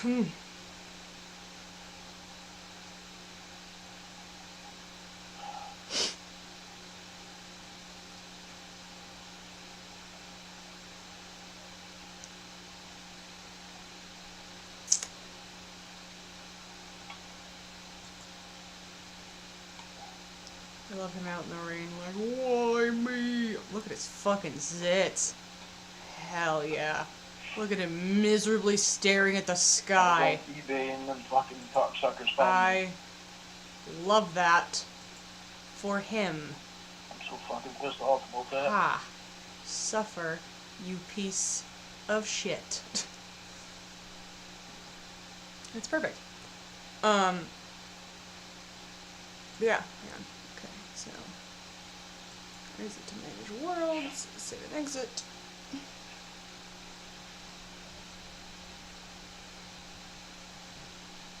Oh, what the hell is wrong with him?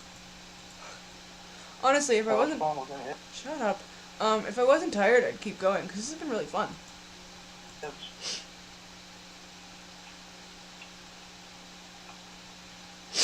Ugh, sorry, my nose is running. Oh, shut up, Lorne. Don't sniff when I sniff.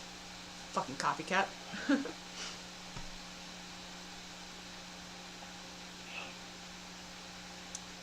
Okay, so...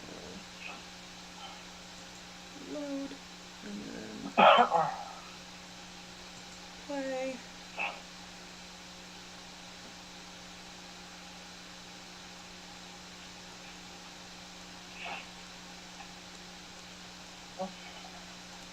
And the next time I stream, I promise I won't look like hot garbage. I'll look like the picture in the fucking thumbnail, not like this. Well, I probably won't look that nice. I was making TikToks that night, so I was like slutty gopped out, but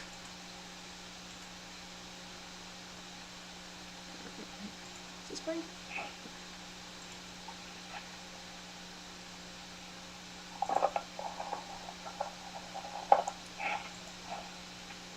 First, I'll show adult Lorne. I separated them so I could make teenage Lorne.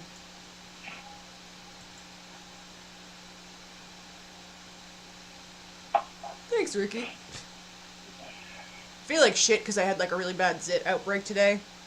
But so here's adult Lorne.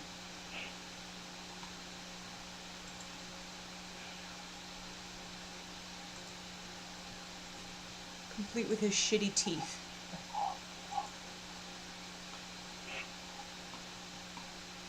But like, this is really the only difference. A group of people like that could be so fucking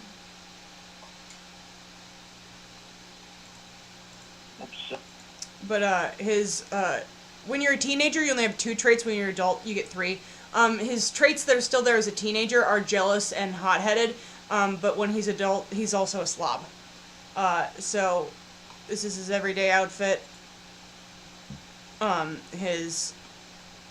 Sorry about the hiccups. His formal outfit, and this is the outfit I was talking about earlier. This is his fancy wedding outfit. Or is it he just looks like Mr. Peanut? Workout, sleep, with the kiss on the butt. Hey, Beans. His party outfit. His swimwear. Hi! His Sting outfit. Hi! And then just cold weather. It's exactly what he already has on. Hello. Hi. I don't know if you can hear Beans purring and meowing. Hi. She wants my attention really bad. She's like, enough of them. I want more cuddles. Sorry, I baby talk with her. And here are the catfish.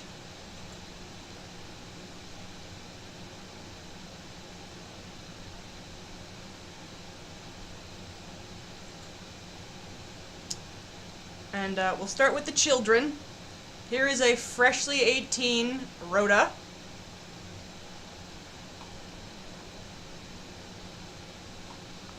And for the catfish that we were given visuals for, I tried to make them as accurate as possible.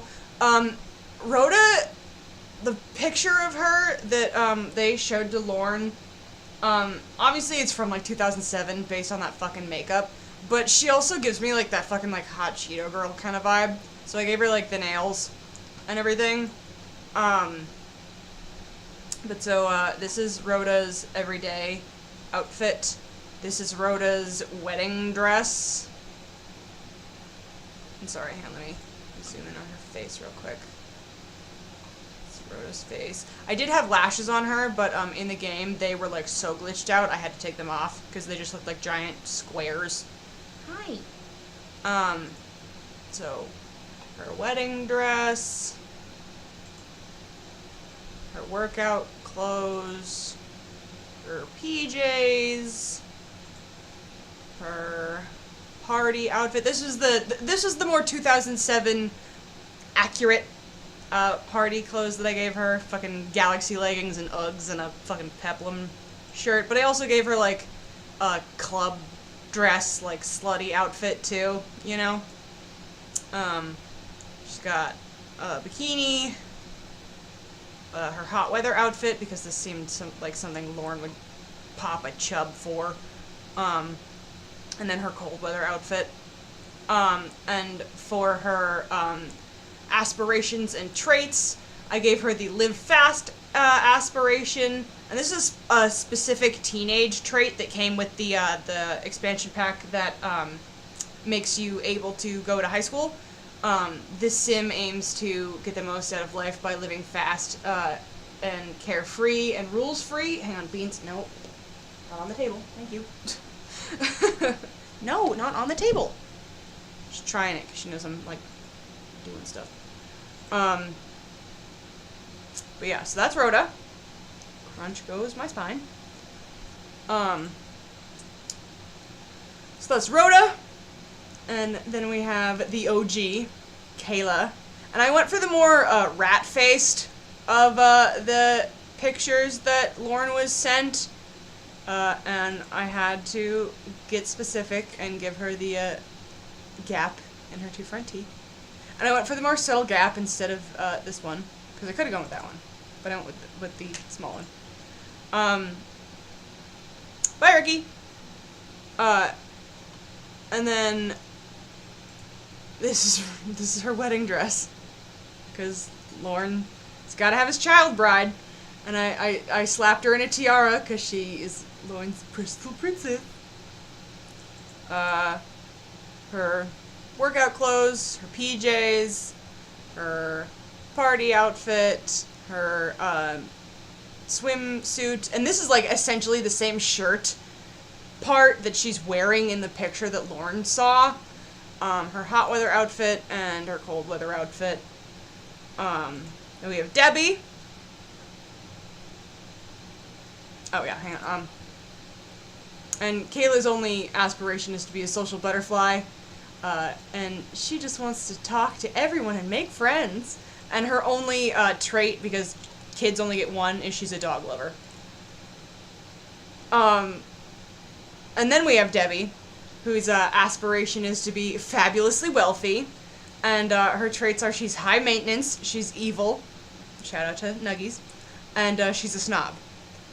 And this is her everyday outfit. I tried to kind of like cross her with like an actual Barbie, and like I tried to give her like a vague like Margot Robbie kind of look, since Margot Robbie's gonna be playing Barbie in the movie that's coming out.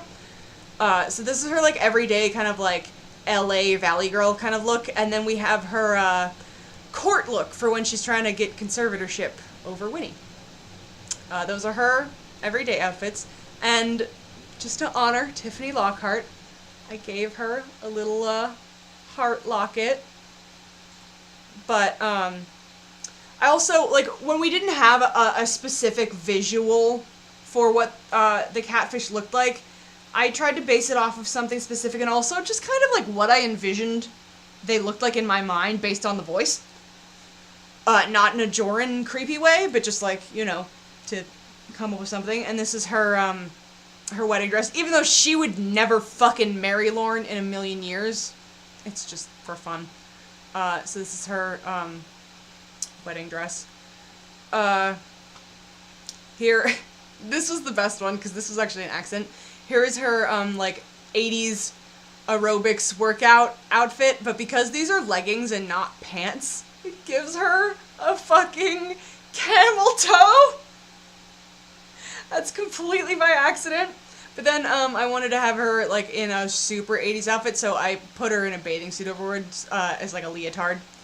So she gets 2 outfits for working out. And then for sleepwear, I gave her normal lingerie and then a dominatrix outfit because it felt fitting. Gotta give Debbie her due.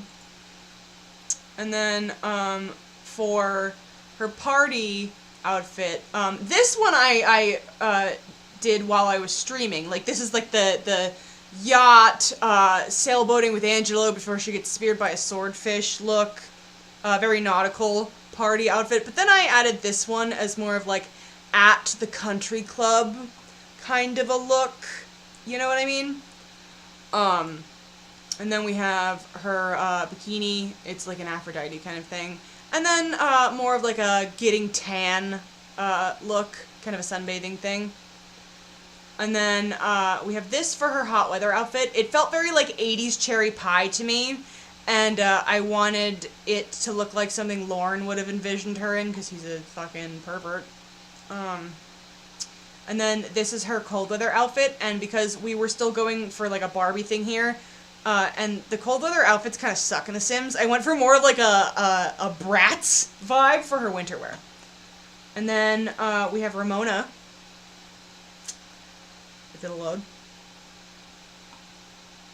And her aspiration, because there's really nothing good as far as Ramona went for the aspirations. Hers is just friend of the animals. This Sim wants to be a friend to all animals, because, you know, she's vegan. And her traits are she's ambitious, she's neat, and she's a vegetarian. And I tried to do a mix of, just based on, like, what Ramona talks about in the calls, and based on her, like, the sound of her voice, I tried to do a mix of, like, the kind of, like, you know, plants and leaves and very, like, earthy, kind of, like, vegan-y vibes, and, like, a very, like, preppy, like business casual mix. And, like, the one thing that drove me nuts about Ramona is forever ago, back in the day, she said in, like, a Q&A or something that, somebody asked how accurate the pictures that, Lorne got of her were, and she said that they were close. And she made some comment about how she gets her hair relaxed because, like, it's a really tight coil and it's hard for her to maintain. And it breaks my heart in a way that I had to put her in a hairstyle like this to be accurate, because I have tons of cute protective style CC like this that I would love to have stuck her in, but it wouldn't have been, like, technically accurate. And I was going for accuracy. So it had to be something like this. And, like, it's not that I hate this hair style at all. I still like it a lot. It's just, like, I have a lot of cute afro-textured hair that, like, I would have wanted to put her in, but it wouldn't have been accurate. So my heart was like, no, but I want to. But I didn't. So this is her everyday outfit. And this is her wedding dress.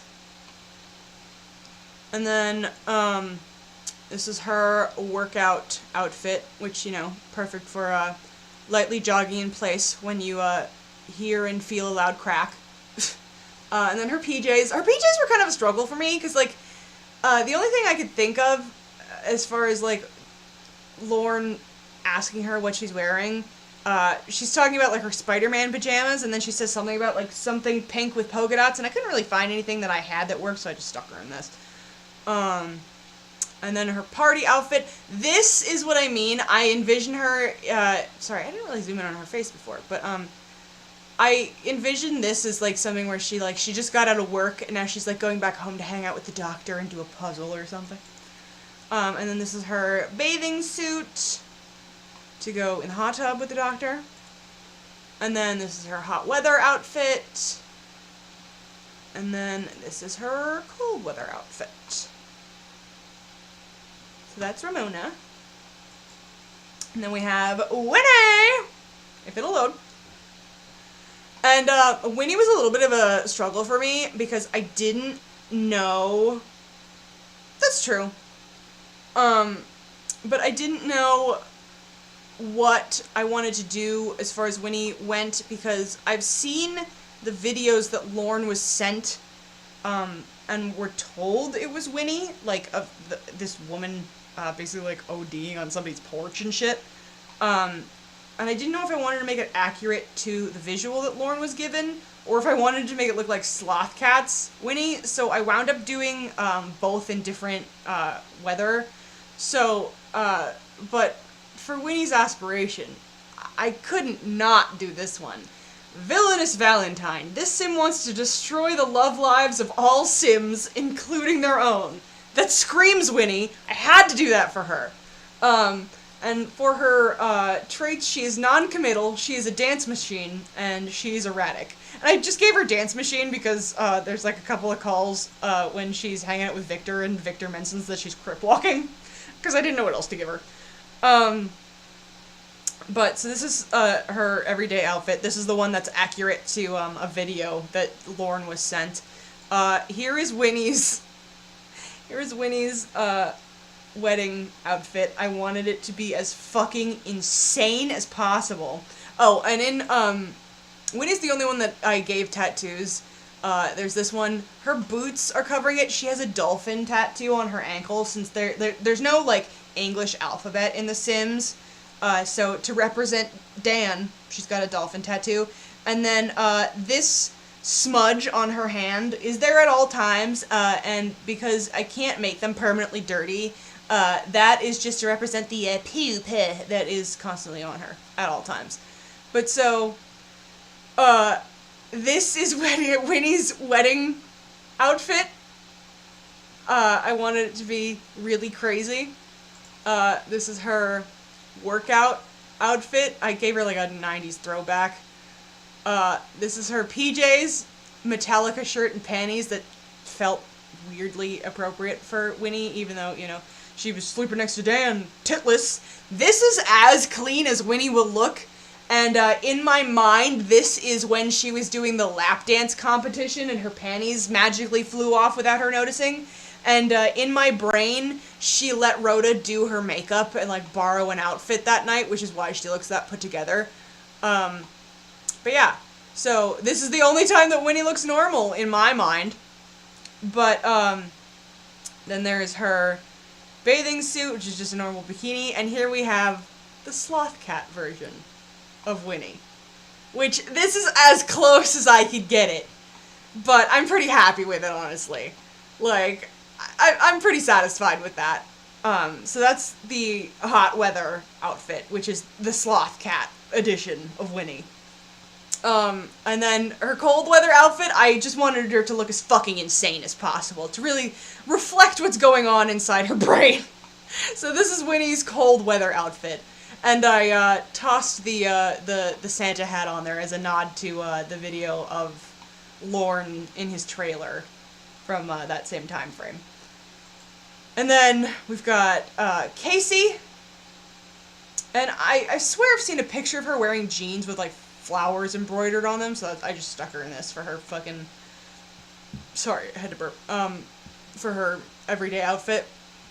For her wedding dress, I just stuck her in this. For her everyday, or for her workout, I just stuck her in something. This seems like something she'd like dance in. For her sleep, I put her in the closest thing I could put her into the Sting outfit. I think I got it pretty damn close. For her party outfit, this is something I figure, in my head, this is what Lorne imagined she wore out to, like, go have drinks with Alex Jones, you know? And then this is her swimsuit. This is her hot weather outfit, because, like, I think in, like, real life, she's, like, a very, like, she's into yoga and all kinds of, like, hippie shit, so, like, I just stuck her in this. And then, for her cold weather, one, she seems like the kind of woman who would own a bucket hat, and two, she also seems like the kind of person who, like, jogs in the winter on the side of the road, you know what I mean? So I stuck her in this. And her aspiration is to be a famous actress, and her traits are dance machine for the obvious reason. She is self-assured, and then because it is the blue boy version of Casey, I made her materialistic. So she loves money. And then we have the crown jewel, in my opinion, of all of the Sims catfish, we have Jamie. I mean, come on. This is why I even thought about doing Mama Gwen the way that I did, is because I did Jamie like this. But this is the only, for her everyday outfit, it's this. But, I did give her, like, normal outfits with the robot head. So this is the outfit for Jamie. But then for her, like, everyday hanging out in Nashville outfit, she's wearing a... I don't know if I heard in that call right, but she, like, mentions to Lorne in a call that Lorne told her she could only wear crop tops, but then Lorne says something about, like, wanting her to be covered for him. So, like, why would she only be wearing crop tops? I don't know. But so I stuck her in this, and, like, with the little cowboy boots, you know? But so that's her everyday outfit for, like, hanging out with MJ in Nashville, but, you know, in our hearts, she's that. Just because I wanted her to at least have a face at one point, I did ask in the Discord if anybody had, like, the posters of her, and once I saw them, I basically, like, for her wedding, I did, have her face reveal for, her wedding outfit. So this is porn star Jamie Amy's idea of a wedding dress. I wanted it to be bougie, but also slutty. So this is what I did for Jamie Amy's face. Crunch goes my neck. But fear not, because I did include a secondary one with the robot head. Silver this time for the occasion. I mean, it's a wedding, it's gotta be classy. But, and then this is her workout, outfit. And then we have, her lingerie for when she's working. In robot blue, of course. We've got a couple different sets. We've got, the lacier number. And then this real geometric, real robotic kinda one. And then just some, like, casual panties. Her party outfit. This was one that I think Lorne would envision her in, you know, on the prairie, down in Nashville, in, like, a field or some shit. I don't fucking know. But it seemed very country girl to me, so I stuck her in that. And then swimwear, it's just a latex bikini. I thought that would be funny. And then hot weather. Sorry for the yawn. This, again, seemed like a very kind of slutty, also vaguely Daisy Dukes-esque thing to stick Jamie Amy in. And then for her cold weather wear, I just wanted her to look vaguely robotic, but just in cold weather. So, yeah, that is all of the catfish Sims and adult Lorne's sim. Hi, Beans. But, yeah, so that is everybody. I'm gonna close out on Jamie. Hi, Beans. And I'm gonna, you know, pop off that. But this was really fun. I'm sorry that Streamlabs fucked up earlier. Because that was annoying. Like, this was a really fun, really long stream night for me. And sorry that I kind of look like garbage, but I was gonna not, and then I was like, fuck it, let's just stream anyway. So, thanks for hanging out with me, guys, and thanks for listening to me ramble. I don't know when I'm gonna do this again. I'll be honest. I pretty much just fucking stream when the whim takes me. So, who knows when this is gonna be again? Could be fucking tomorrow. I mean, it probably won't be. But could be tomorrow, could be next week, could be fucking 3 weeks from now. I really have no idea when. But I'll try to post something in, like, one of the Discords, before I go live and let you guys know. But yeah, it's fucking 3:30 in the morning, and I, want to wash my face and go to bed. So, thanks for sticking around with me.